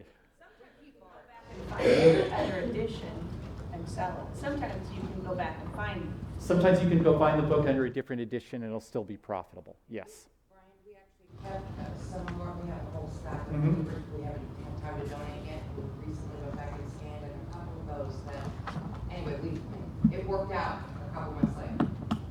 So, yeah, sometimes they work out. But do your due diligence in the store if you happen to notice there's a difference in the title. We went through this, how to inspect these books. You can see this binding right there. So that's why you've got to check out that book there and avoid purchasing those books that aren't sellable. Then, product pricing. Now we're going to be doing a lot more when you come back from lunch on this. So does it meet your minimum net profit requirements? What's your minimum net profit? When you're first starting out, you may not ask for a lot more. When you first start out, it might be lower? Yeah. Okay. Ours was 2 when we first started. $2? 5 now. 5 now? Yeah, 5. 3? 5. 5? It Any might depend other on numbers? which book I it gotta is. pay If it's a $5 kid's on the book book. versus That makes sense. Kids book versus another book? Agreement? I've never thought to care about that. But I could understand. Okay. Any other things here about product, your minimum net profit? You have to decide what that is. I have somebody pricing my books and listing my books, cleaning, listing, prepping them, sending them to Amazon FBA. I don't have to do that work. So I include the price of her doing that in my cost. And then when I see a book that's, I'm only going to make $3 on it, and it's a reasonable rank, I know I'm not going to hang on to it very long. Yeah, because all I have to do is I'm already there scanning, and it's like, oh, that's worth money, $3, not much. Throw it in my cart, pay for it. She even takes them out of the car. I don't have to do anything else but just get them back to our office. So if I had to do the listing, you better believe I'm not going to accept $3. When you hire someone to do that, listing of books, do you hire per book listed, or how do you pay her or him? The question is, when I hire somebody to do books, this is a whole nother subject. Just know I'm paying $1, or I'm paying an hourly amount. Okay. Is the lowest FBA price within your minimum requirements? Okay, so we talked about net profit. Lowest FBA price within your minimum requirements. As a rule of thumb, you can look at a book that is selling for $12 and probably know you're barely making any profit. It depends how much you're paying for the book. So if it's an FBA book, lowest price is $12, you're probably not making any profit if you sell it for $12. Now, there's lots of other factors to take into consideration. If it's a heavy book, you're not going to make any money at all because it's going to eat into your cost. So you could look at that and say, well, it's $12, I'm going to take it. But you should be looking at other factors. So in general, though, if you see one for $22.48, you're going to be making a profit on that, and you don't have to consider how much it is. So once you get to know your minimum FBA numbers, your profit that you get from those books, and you're taking into consideration the weight, then that one just becomes a glance. This one over here tells you more of the story. Are both new and used FBA offers shown? If there's only new ones here, you better tap on that to see if there's used ones. Pay attention to that you're selling a used book there. And if there aren't new ones shown, is Amazon one of the sellers? Because that is the cap of the price. Because sometimes you'll see that Amazon's new price is the very lowest priced book. And it should show up here under that, but just make sure you're paying attention to that. Is the lowest used FBA price within a reasonable range of used MFN, merchant fulfilled prices? That's that same thing. Would somebody pay $50 here when they could get it for $5 there?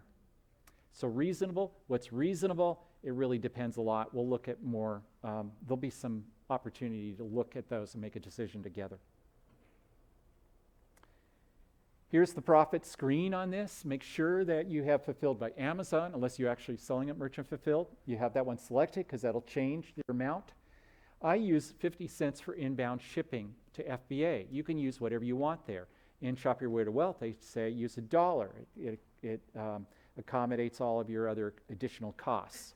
I know that a book in a box going to Amazon is going to cost me, a bunch of books in a box. Going to a fulfillment center is going to cost me between about 25 and 50 some odd cents. So I'm on the high side at 50 cents there. I think our average inbound shipping is around 40 cents.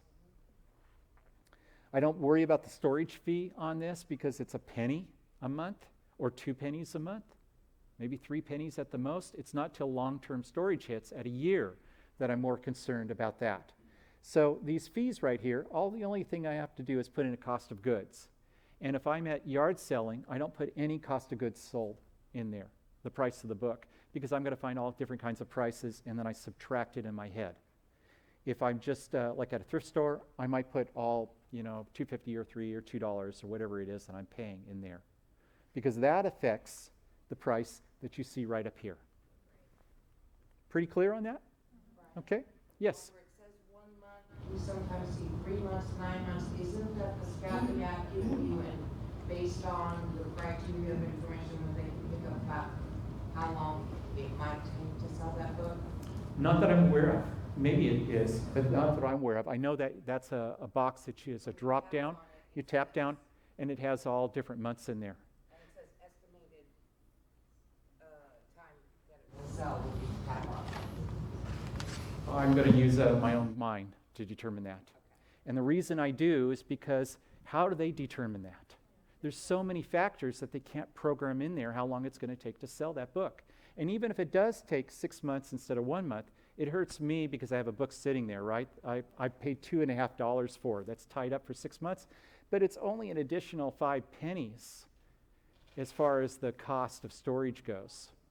So it's inconsequential to me. Mm-hmm.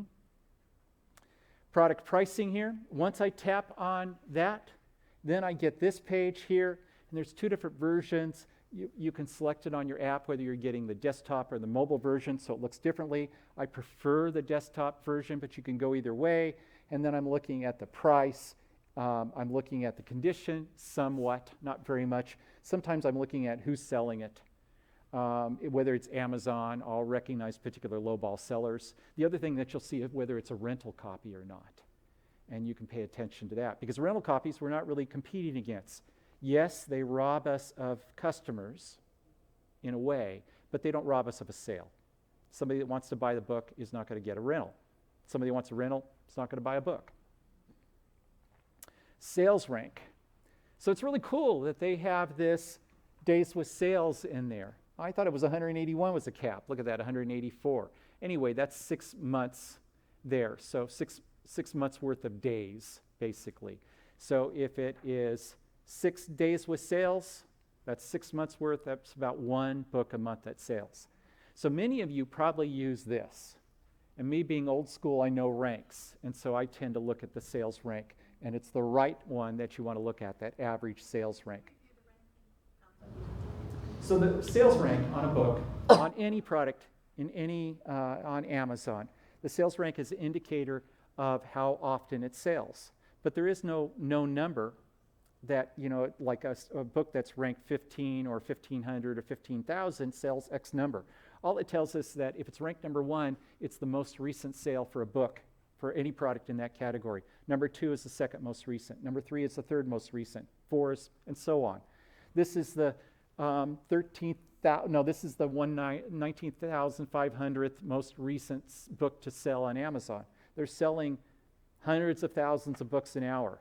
So the one on the right is the average over the past 12 months, if they have 12 months of data. No, we don't know here. All it's saying is that it's the most recent sale. Number 1 selling item is just the most recent selling item on Amazon in that category. So sales rank is not an indicator, directly an indicator of how frequently a product sells. And this is the last question before lunch. I know I asked you this personally, but I wanted to ask it in the class. I've ran across some that had a rank, but it was blank on how many days sales, like a 2,000 rank, and no days in sales. Anybody else come across that? You have a ranking here and nothing there? Ever come across something that didn't have a rank and yet it has reviews? We talked about this. It's a glitch in data. It's missing data. That's all it is. The rank, if you see no days in sales, but you see a rank, is the rank considered accurate? Hopefully. Is the rank considered accurate? Hopefully. Hopefully. If it's at 3 or 4 or 10 million and you have no days of sales, that explains it. That explains it, yeah. That's indicating the last 6 months. We get it right the majority of the time. You won't get it right 100% of the time. I don't get it right 100% of the time. So can we hold that question till after lunch? Yes. Okay, great. So lunch is whatever you're doing for lunch. If you've already filled out a menu, you can go over there, and they have a system for you. Go over to the right when you go into the restaurant, and they have a piece of paper, and you fill out your name, and they'll bring you your lunch. Hour and a half, be back here ready to go at 2 o'clock. Okay? Thank you.